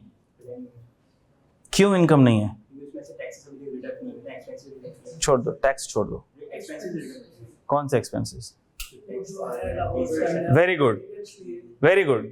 वो कहेगा कि मेरी 1 लाख रुपए की इनकम थोड़ी है, मैं लाहौर से आया, मैंने ट्रेन की टिकट कराई, मेरे आप आने जाने का किराया अलग करो, 10-10 हज़ार रुपए एक साइड की टिकट है, 20 हज़ार रुपये अलग करो, 3 दिन से कराची में रह रहा हूँ, 5-5 हज़ार रुपए के होटल के रूम के क्या पैसे अलग करो, ठीक है। मैं वैसे ही कह रहा हूँ, मैं वैसे ही कह रहा हूँ, हो सकता है ना दिमाग में आ सकता है ना भाई, एक्सपेंसेस तो ये है ना। अभी हम वो IF में जाके देखेंगे क्या एक्सपेंसेस होते हैं क्या नहीं होते हैं, मैं डिटेल में नहीं जा रहा, लेकिन मैं कह रहा हूं कि एक्सपेंसेस क्या होते हैं। जो भी उस इनकम को अर्न करने के लिए जो भी एक्सपेंसेस इनकर होते हैं वो एक्सपेंसेस लेस होने चाहिए ना भाई। बिजनेस करते हो उससे रिलेटेड जो भी एक्सपेंस होते हैं, चाहे वो मार्केटिंग हो, चाहे सैलरी हो, चाहे बिजली हो, लेस करते हो ना, तो यहां पे भी होना चाहिए। फिर ऐसे दिमाग कह रहे हैं ना उसूल होना चाहिए। ये इनकम तो नहीं है, आपने इसके ऊपर 20% मार दिया, ये इनकम तो नहीं है। तो लॉ ने बोला हाँ बात तो आपकी सही है यार, बात तो आपकी सही है, ये तो इनकम नहीं है, अब क्या करें? तो लॉ ने बोला चूंकि हम खुद लॉ हैं तो हम डेफिनेशन में डाल देते हैं, हम इसको डेफिनेशन में ही डाल देते हैं, इनकम की डेफिनेशन में डाल देते हैं, फिर तो आप खुश होगे ना। बोला हम मजबूर हो गए, अब तो हमें इसको इनकम मानना पड़ेगा। अब इसको पढ़ते हैं, पढ़ो इसको। एनी अमाउंट, हर वो अमाउंट सब्जेक्ट टू, जिस पर लगे या जिससे, सब्जेक्ट टू कलेक्शन और डिडक्शन ऑफ टैक्स, जिस पर हम या तो टैक्स काट लें या हम सामने वाले को बोले हमें टैक्स दो। मिसाल ले रहा हूं, 1 लाख रुपए का कैश प्राइस दिया हमने, जीतो पाकिस्तान ने 1 लाख रुपए का कैश प्राइस दिया, 20% टैक्स बनता है, तो सामने वाले को देंगे ही कितना? 80,000। क्या कर लिया उन्होंने? टैक्स डिडक्ट कर लिया। क्या कर लिया? टैक्स डिडक्ट कर लिया। लेकिन अगर उसने 1 लाख रुपए जीते ना होते, उसने जीती होती CD70 होंडा की, उसकी भी वैल्यू कितनी है? 1 लाख रुपए। वो बाइक स्टार्ट करके लेके जाने लगा, गार्ड ने दरवाजा बंद कर दिया। तो लग किधर? तो मेरी बाइक है, मैं ले जा रहा हूं, 20% टैक्स। अब बाइक में से तो टायर शायर तो निकाल नहीं सकते भाई, एक टायर निकाल लिया, 2 टायर निकाल लिए 20,000 रुपए के। हम उसको बोलेंगे भाई तुझे बाइक ले जानी है तो पहले इस 1 लाख रुपए की बाइक का 20% टैक्स तू हमें जमा करवा, उसके बाद दरवाजा खोलेगा गार्ड। तो या तो डिडक्शन होगी या क्या होगी? कलेक्शन होगी, कुछ तो होगा। सब्जेक्ट टू, ये वो अमाउंट है, ये वो अमाउंट है which is subject to collection और deduction of tax under FTR। हमने कहा वो अमाउंट जिसे हमने FTR के तहत जिस पे टैक्स कलेक्शन कर ली, अब तुम बोलो ना बोलो वो इनकम बन गई। कैसे बन गई इनकम? क्योंकि सर हमने इसको सेक्शन 2 सब सेक्शन 29 के अंदर लिख दिया, इंक्लूड करके लिख दिया। तो वैसे कॉमन सेंस के हिसाब से ये इनकम नहीं थी, लेकिन हमने इसको जबरदस्ती क्या कर दिया? इंक्लूड कर दिया। अब तुम चाहो ना चाहो ये क्या बन गई? इनकम बन गई। 1 लाख रुपए के ऊपर ये टैक्स लग गया, ये इनकम टैक्स कहलाएगा। लॉजिकली ये इनकम नहीं थी, लेकिन अब ये क्या कहलाएगा? इनकम टैक्स कहलाएगा। अब ये इनकम है। बात समझ आती है? ये सबको बात क्लियर है बेटा? अभी मैंने एक एग्जांपल दी है, मैं ज्यादा एग्जांपल नहीं दूंगा, कंफ्यूज हो गए। आगे एफटीआर की और एग्जांपल्स खुद ब खुद ऑटो पायलट मोड पर आ जाएंगे। भाई वाले केस में भी ये रूल अप्लाई नहीं होता कि मैं तो ट्रेन में आया था फिर उधर से मतलब खर्चा हुआ हो गया, खर्चा हुआ, बाइक ले जाने का भी खर्चा होगा उसके बेचारे का, तो हाँ वो भी हो गया। क्या ख्याल है? मुझे तो काट हमने बोला भाई सब आपका, लाख पे 20% टैक्स गवर्नमेंट के खजाने में जाएगा। मैं लो हूँ मैं बात समझ आ गई? नहीं करेंगे, नहीं करेंगे, एफटीआर की इनकम के अगेंस्ट नहीं करेंगे। बात समझ आ गई? एफटीआर की इनकम के अगेंस्ट एक्सपेंसेस लेस नहीं होंगे। ये एफटीआर की इनकम की एक खुसूसियत है जो आपने समझ ली, बाद में हम लिखेंगे, अगली क्लास में हम ये लिखेंगे भी। यही एक खुसूसियतों में से एक खुसूसियत है एफटीआर की इनकम की, कि उसमें से कोई एक्सपेंस लेस नहीं हो सकता। अभी आपको एक मिसाल मिली है, वक्त गुजरने के साथ साथ बहुत सी मिसालें आपके सामने खुद ही आ जाएंगी। नहीं, जरूरी नहीं है, बिल्कुल भी जरूरी नहीं है, ठीक है, कि विदाउट एक्टिविटी पे लगे। बताऊंगा, एग्जांपल आ जाएंगे आगे, सही है। पर लॉ ने जिसको बोल दिया कि ये इनकम एफटीआर में टैक्स होगी, ये वो एफटीआर में टैक्स होगी। क्लियर हो गई बात? अच्छा भाई आगे आ जाओ। एनी अमाउंट, बड़ी इंटरेस्टिंग बात है, any amount treated as income. और ये इंटरेस्टिंग बात आप पहले ही पढ़ चुके हैं। लॉ कहता है मैं जिस अमाउंट को इनकम ट्रीट कर लूं वो क्या बन जाएगी? इनकम बन जाएगी। इसकी एग्जांपल मैं आपको बता चुका था। कैश लोन रिसीव्ड इनकम है नहीं, लॉ ने बोला डीम्ड इनकम है, मैं कह रहा हूं ये इनकम है तो इनकम बन जाएगी। Security deposit received from tenant income है नहीं, लॉ ने बोला, हमने बोल दिया ये इनकम बन जाएगी। सही है। Gift from non relative income बन जाएगी। एग्जांपल लिख लो खुद ही यहाँ पे तीनों। आगे चलो, ये तीनों एग्जांपल आपको मैं दे चुका हूं, ट्रीटेड इनकम की, डीम्ड इनकम की, ट्रीटेड इनकम की। ये बचा, इसकी एग्जांपल मैंने देनी है आपको भी, अब ये समझेंगे हम। ये भी बहुत इंटरेस्टिंग है। Any loss of income. अब देखो कितनी इंटरेस्टिंग बात है। इनकम की डेफिनेशन में क्या लिखा हुआ है? Income includes loss of income. ये अजीब सी बात नहीं हो गई? Income includes loss of income, ये क्या बात हो गई सर? अभी देखते हैं। इसकी एग्जाम्पल समझाता हूं मैं आपको, इसकी मैं एग्जाम्पल समझाता हूं। एग्जाम्पल आप समझ जाओगे तो इसको खुद ही समझ जाओगे। टैक्स के अंदर अच्छी चीज क्या है, अगर आपने एग्जाम्पल को समझ लिया फिर मुझे बाकी की चीज समझाने की जरूरत ही नहीं है। फिर आप बोलोगे हाँ सर समझ आ गई बात। तो आपके जहन में और आपके रजिस्टर्स पर एग्जाम्पल होनी चाहिए, बाकी चीजें आपको खुद याद हो जाएंगी इंशाल्लाह। ठीक हो गई बात? लॉस ऑफ इनकम, जब हम रेंटल इनकम पढ़ेंगे तो हम एक उसूल पढ़ेंगे, वो बता रहा हूं क्या पढ़ेंगे। रेंटल इनकम पढ़ेंगे तो हम एक उसूल पढ़ेंगे। एग्जाम्पल, वो उसूल ये होगा, मिसाल के तौर पर ये मेरा फ्लैट है,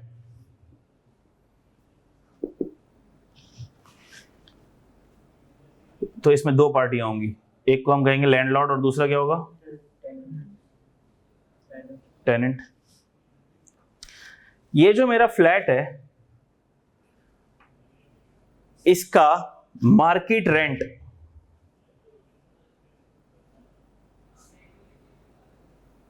जिसे हम कहते हैं फेयर मार्केट रेंट, इस फ्लैट का फेयर मार्केट रेंट। अच्छा, टैक्स की दुनिया में जब मैं इनकम की कोई बातें करता हूं तो वो आम तौर पर एनुअल करूंगा, मैं मंथली भी कर सकता हूं समझाने के लिए, मेरी मर्जी है, मैं जो भी एग्जांपल दूं आपको मंथली दे दूं, लेकिन आम तौर पर हम एनुअल इनकम की बात करते हैं क्योंकि हम पूरे साल की इनकम पर टैक्स लगाते हैं ना। तो फेयर मार्केट रेंट, इस फ्लैट का फेयर मार्केट रेंट पूरे साल का एनुअल फेयर मार्केट रेंट है, जिसको हम ALV भी कहते हैं। क्या कहते हैं? एनुअल लेटिंग वैल्यू। क्या कहते हैं?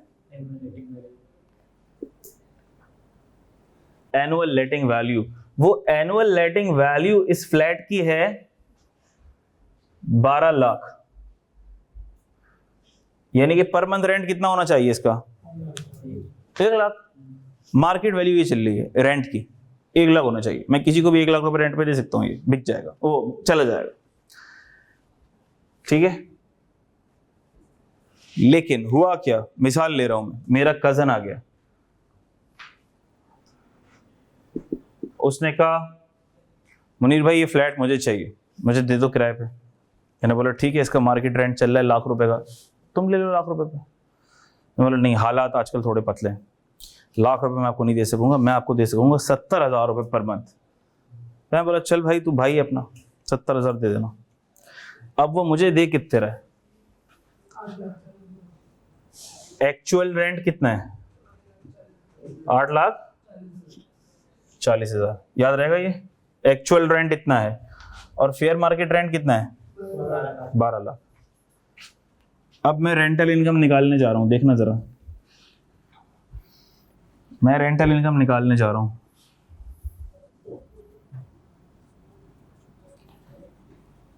रेंटल इनकम में लॉ मुझे कहता है आपकी इनकम में क्या जाएगा पता है,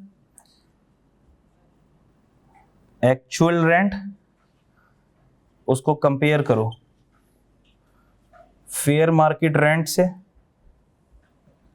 दोनों में से जो हायर होगा ना वो आपकी इनकम में जाएगा, दोनों में से जो हायर होगा ना वो आपकी इनकम में जाएगा। तो अब इससे होगा क्या, गौर से देखना, अब इससे होगा क्या, मेरा एक्चुअल रेंट कितना है 8,40,000 और मैंने अपनी खुद की खुशी से लॉस ऑफ रेंट कितना किया है 3,60,000।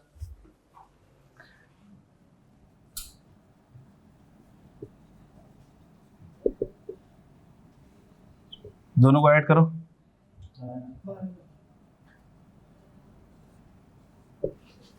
ये टैक्स होगा, उसमें जो लिखा हुआ होगा वही रिलेटिव है। बात समझ आ गई।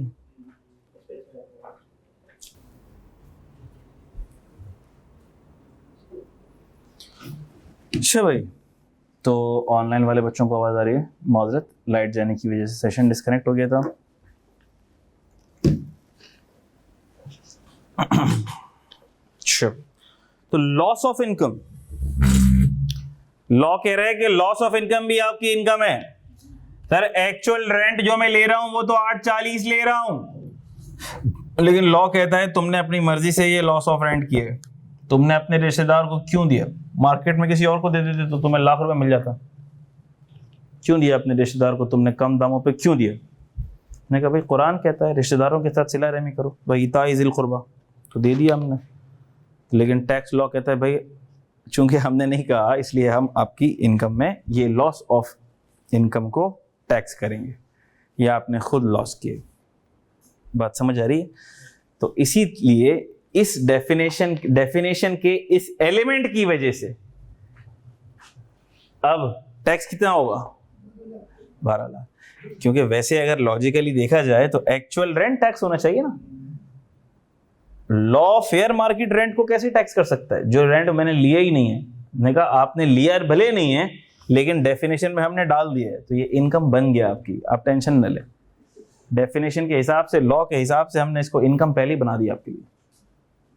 तो आपने भले नहीं लिया लेकिन फिर भी ये क्या है, आपकी इनकम है। क्लियर होती है बात। ये मैंने आपको एक मिसाल दी है, एक और मिसाल आपके पास आ जाएगी जब आप बिजनेस इनकम पढ़ेंगे।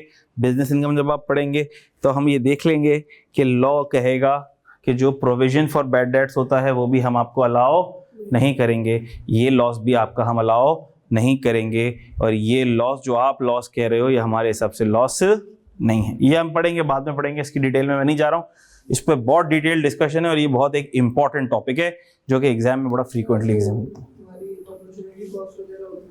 अपॉर्चुनिटी कॉस्ट क्या समझा नहीं मैं? नहीं, ऐसी कोई कॉस्ट, ऐसी कोई अपॉर्चुनिटी कॉस्ट वगैरह लेस नहीं होती हैं, एक्सपेंस अलाउ नहीं होता उसका। लाइक मैं कोई जॉब कर रहा था तो मुझे वहाँ पे इनकम होती 1 लाख की, मैंने बिजनेस स्टार्ट करा वहाँ पे इनकम हुई 50,000 की, तो ये अपॉर्चुनिटी कॉस्ट नहीं, ऐसा नहीं होगा। वो चीज़ नहीं होगी कि मिसाल के तौर पर आपको 2 लाख वाली जॉब मिल रही थी, आप 1.5 लाख वाली में चले गए, तो वो सर वो जो 50,000 रुपये मैंने छोड़ दिए हैं क्या वो मेरा अपॉर्चुनिटी वो भी मेरी इनकम में जाएगा, ये पूछना चाह रहे हैं आप? नहीं, ऐसा नहीं होगा। वजह उसकी ये होगी क्योंकि आपको भी लॉ अक्लमंद और होशियार आदमी समझता है, ठीक है। आपने दूसरा ऑप्शन चूज़ किया है तो वो आपके घर से करीब होगा, आपकी फ्यूल कॉस्ट उसमें कम लग रही होगी, आपको मेडिकल बेनिफिट उधर ज़्यादा मिल रहा होगा, वो गाड़ी नहीं दे रहे होंगे या आपको गाड़ी दे रहे होंगे, वरना है तो पागल आप भी नहीं ना कि ज़्यादा सैलरी छोड़ के कम सैलरी पे चले जाएंगे, बात समझ आ रही है? तो वो आपके दूसरे बेनिफिट्स होंगे, ठीक है, वो अलग चीज़ है। लेकिन यहाँ पर ऐसी चीज़ है कि यहाँ पर तो मुझे ये चीज़ मिल सकती है ना, अपफ्रंट मिल सकती है, ठीक है, फेयर मार्केट रेंट ज़्यादा पैसे मुझे मिल सकते हैं और मैं जानबूझ के अपने किसी ऐसे दोस्त को, रिश्तेदार को ये चीज़ दे रहा हूँ जिससे मुझे कम पैसे मिल रहे हैं, तो लॉ कहेगा भाई फेयर मार्केट रेंट का उसूल अप्लाई करवाओ, ठीक है, क्लियर होती है ये बात है? अच्छा, तो मैं इनकम की डेफिनेशन क्लियर है, मैं रब कर दूं?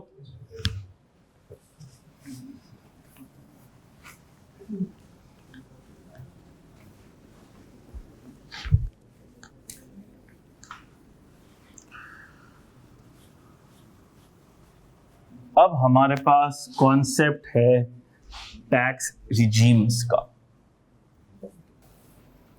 अब हमारे पास किस चीज़ का कॉन्सेप्ट है? हमारे पास टाइम तो है 5-10 मिनट है ना, ये क्यों लैपटॉप के अंदर क्यों घड़ी पीछे?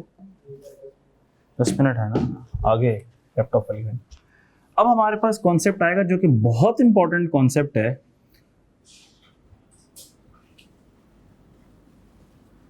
Tax regime. टैक्स रिजीम्स क्या है?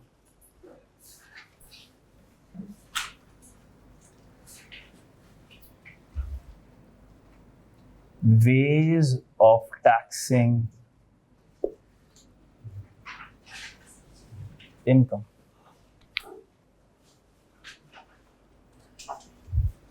ठीक है, ways of taxing income।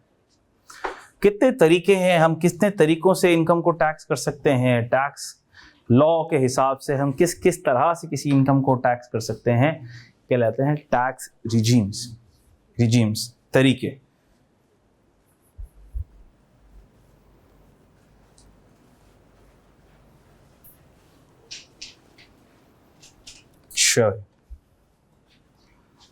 जिसमें हमारे पास आता है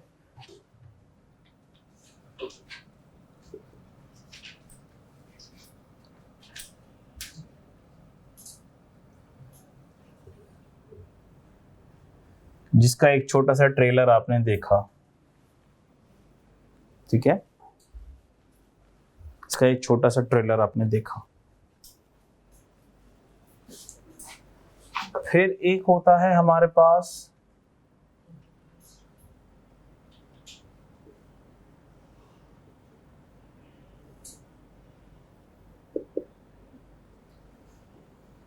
minimum tax regime.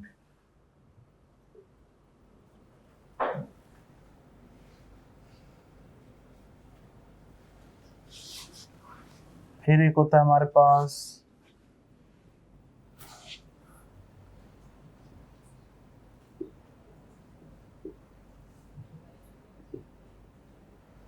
Normal tax regime.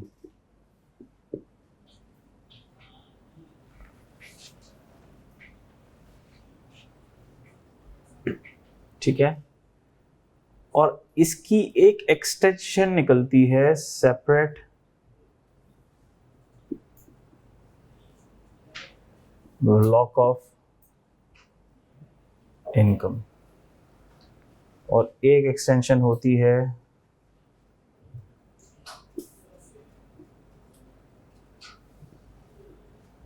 Taxable at normal slab rates.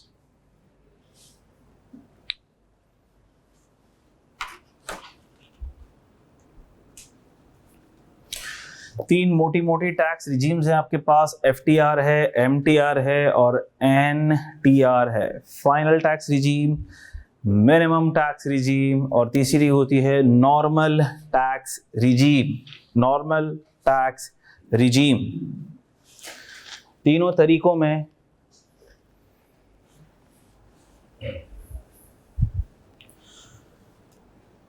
मुख्तलिफ तरीके हैं इनकम को टैक्स करने के। हर तरीके में इनकम को हम टैक्स ही कर रहे होंगे, हर तरीके में इनकम से हम टैक्स ले ही रहे होंगे, टैक्स पेयर की जेब से हम टैक्स खींच ही रहे होंगे। बात समझ आ रही? लूट ही रहे होंगे। तरीके मुख्तलिफ होंगे। वो तरीके मुख्तलिफ क्यों हो सकते हैं? मैंने आपको उसकी एक मिसाल पहले दे दी है, मिसाल ले रहा हूँ गवर्नमेंट के लिए, एक छोटी सी मिसाल ले रहा हूँ। अब गवर्नमेंट के लिए ये आसान है कि इंटरेस्ट के ऊपर फाइनल टैक्स ले ले और किस्सा ख़त्म करे। बैंकों को मिसाल ले रहा हूँ मैं सिर्फ अभी समझाने के लिए, अभी डिटेल में बात करेंगे हम। एक आपको मैं आइडिया दे रहा हूँ, रीज़न बता रहा हूँ। किसी के दिमाग में ये रीज़न आ सकता है कि सर क्यों अलग अलग तरीक़ों से हम, क्यों 3 अलग अलग तरीक़ों से हम इनकम को टैक्स कर रहे हैं? सादा निज़ाम रखते हैं ना, एक ही तरह से टैक्स कर लेते हैं, एक ही रेट लगा देते हैं, ख़त्म हो गई बात। मैं छोटी सी मिसाल ले रहा हूँ। अब हुकूमत को पता है कि इंटरेस्ट इनकम कौन दे रहा है? ज़्यादातर बैंक्स दे रहे हैं। 99% इंटरेस्ट कौन दे रहा है? बैंक्स दे रहे हैं। बैंक इंटरेस्ट दे रहा है, आम आवाम को दे रहा है, कंपनीज को दे रहा है, जिसने भी बैंक के पास सूद पे पैसा रखा है उसको दे रहा है।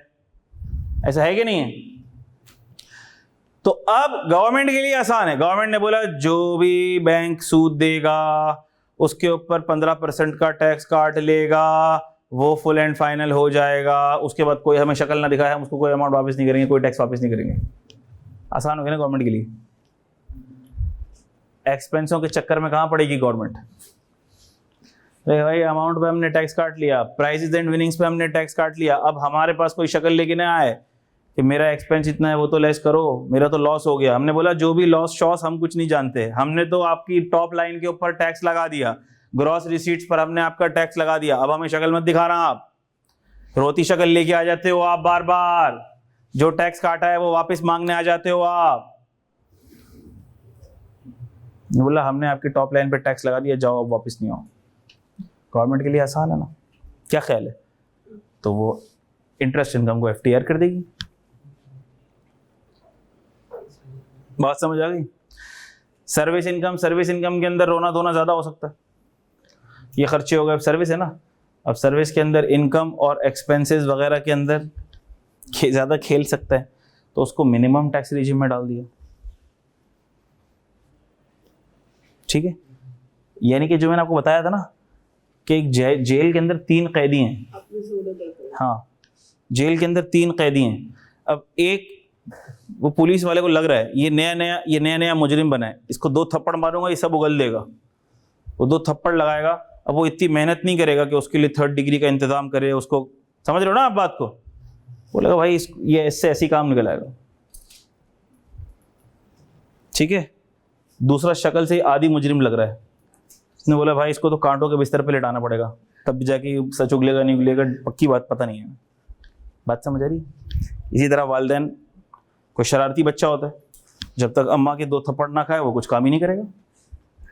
उसी का दूसरा भाई है, अम्मा ने आज से कभी पढ़ने का बोला ही नहीं, पढ़े और बोले बगैर हर साल फर्स्ट आता है, देखते हैं ना हम। उसको डील करने का तरीका अलग होगा भाई। तो जिधर जो कन्वीनियंस, जिधर आसानी से टैक्स कलेक्ट हो सके, जिधर ease of collection of tax हो, जिधर ज्यादा टैक्स कलेक्ट हो सके, वहां उस इनकम को वैसे टैक्स कर देंगे। या हो सकता है जहां हमें टैक्स पेयर को फायदा भी देना हो सकता है। ऐसा नहीं है, जरूरी नहीं है आप टैक्स वाले को जालिम और जाबिरी समझो। मेरी बातों में आके आपके जहन में वही खूनख्वार शक्ल आ रही है, जब भी टैक्स वाले का नाम लेते हैं शैतान की तरह सींग निकले हुए होते हैं, लाल लाल आता है टैक्स वाला आ गया। नहीं, ऐसा भी होगा कि वहां टैक्स वाला आपको कुछ चीजों पे बेनिफिट भी दे रहा होगा। ठीक है, एक्सपोर्टर्स को 0 रेटिंग भी मिलेगी, सेल टैक्स में देखेंगे हम, टैक्स क्रेडिट्स भी मिलेंगे, डोनेशन देने पे टैक्स की छूट भी मिलेगी, देखेंगे हम। बात समझ आ रही है? तो कहने का मकसद ये है कि मुख्तलिफ तरीकों में डिवाइड करना जरूरी है। ठीक है, अब हम ये देखेंगे कि कौन कौन सी इनकम किस किस डब्बे में गिरेगी, हर डब्बे की खुसूसियात क्या होंगी। जो इनकम इधर टैक्स हो रही होगी वो कैसे टैक्स हो रही होगी, इधर कीमा कैसे बनेगा, इधर कीमा हाथ से टक टक टक टक करके कीमा बनेगा या ये चॉपर में जाके कीमा बनेगा तो कीमा ही बनेगा हर जगह पर। कहीं छोटी बोटी बन रही होगी, कहीं थोड़ा पतला कीमा बन रहा होगा, लेकिन तीनों के तीनों तरीके जो हैं वो टैक्स निकालने के लिए ही इस्तेमाल होंगे। बात समझ आ गई है? तो अब इसकी डिटेल अगली क्लास में देख लें इंशाल्लाह। ठीक है, तो इसको यहीं तक रखते हैं और अगली क्लास में हम देखेंगे कि कौन सी इनकम किस तरह से टैक्स होंगी। सारी तो नहीं देख सकेंगे हम, जाहिर सी बात है, लेकिन आपको समझाने के लिए 1-1, 2-2 मिसालें हर जगह मैं देता जाऊंगा। और उसके बाद फिर जैसे ही हम आगे बढ़ेंगे तो ज़्यादा डिटेल में जो भी आपकी कोर्स की चीज़ें होंगी वो आपके सामने आ रही होंगी इंशाल्लाह। ठीक है बच्चों, ये बुक कब तक अवेलेबल होगी? ये बुक मुझे भी नहीं पता कब अवेलेबल होगी इंशाल्लाह। आपको भी करना क्या है, जब तक बुक अवेलेबल नहीं हो रही है फ्री के हैंड आउट्स मिल रहे हैं, लो एंजॉय करो, आपको क्या करना है, जल्द अवेलेबल हो जाएगी इंशाल्लाह। ठीक है, थोड़ा सा हैंड आउट तो मिल चुके है, मेरे पास पड़ा हुआ है, नहीं मिला किसको हैंड आउट नहीं मिले हुए, किसके पास हैंड आउट नहीं है वो मेरे पास आ जाए, मेरे पास पड़ा हुआ है।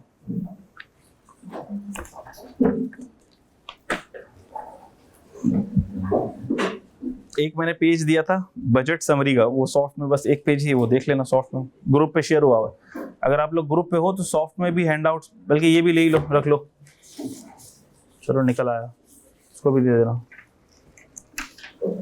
ठीक है, और एक हमने सेशन प्लानर भी दिया था, वो है एक पेज का सेशन प्लानर था, वो व्हाट्सएप के ऊपर देख लेना, उसके अंदर सब ये उसके अंदर ये लिखा हुआ था कितने घंटे का कोर्स है, पर वीक क्लासेस कितनी होंगी, वो एक पेज का सिर्फ एक वो था, सेशन प्लानर था। ठीक है, वो मैंने व्हाट्सएप पे शेयर करवा दिया, ग्रुप पर सबके पास आ चुके हैं सारे हैंडआउट्स, तो वो आप लोग वहाँ से रेफर कर लीजिएगा। ठीक है, थैंक यू, अल्लाह हाफिज।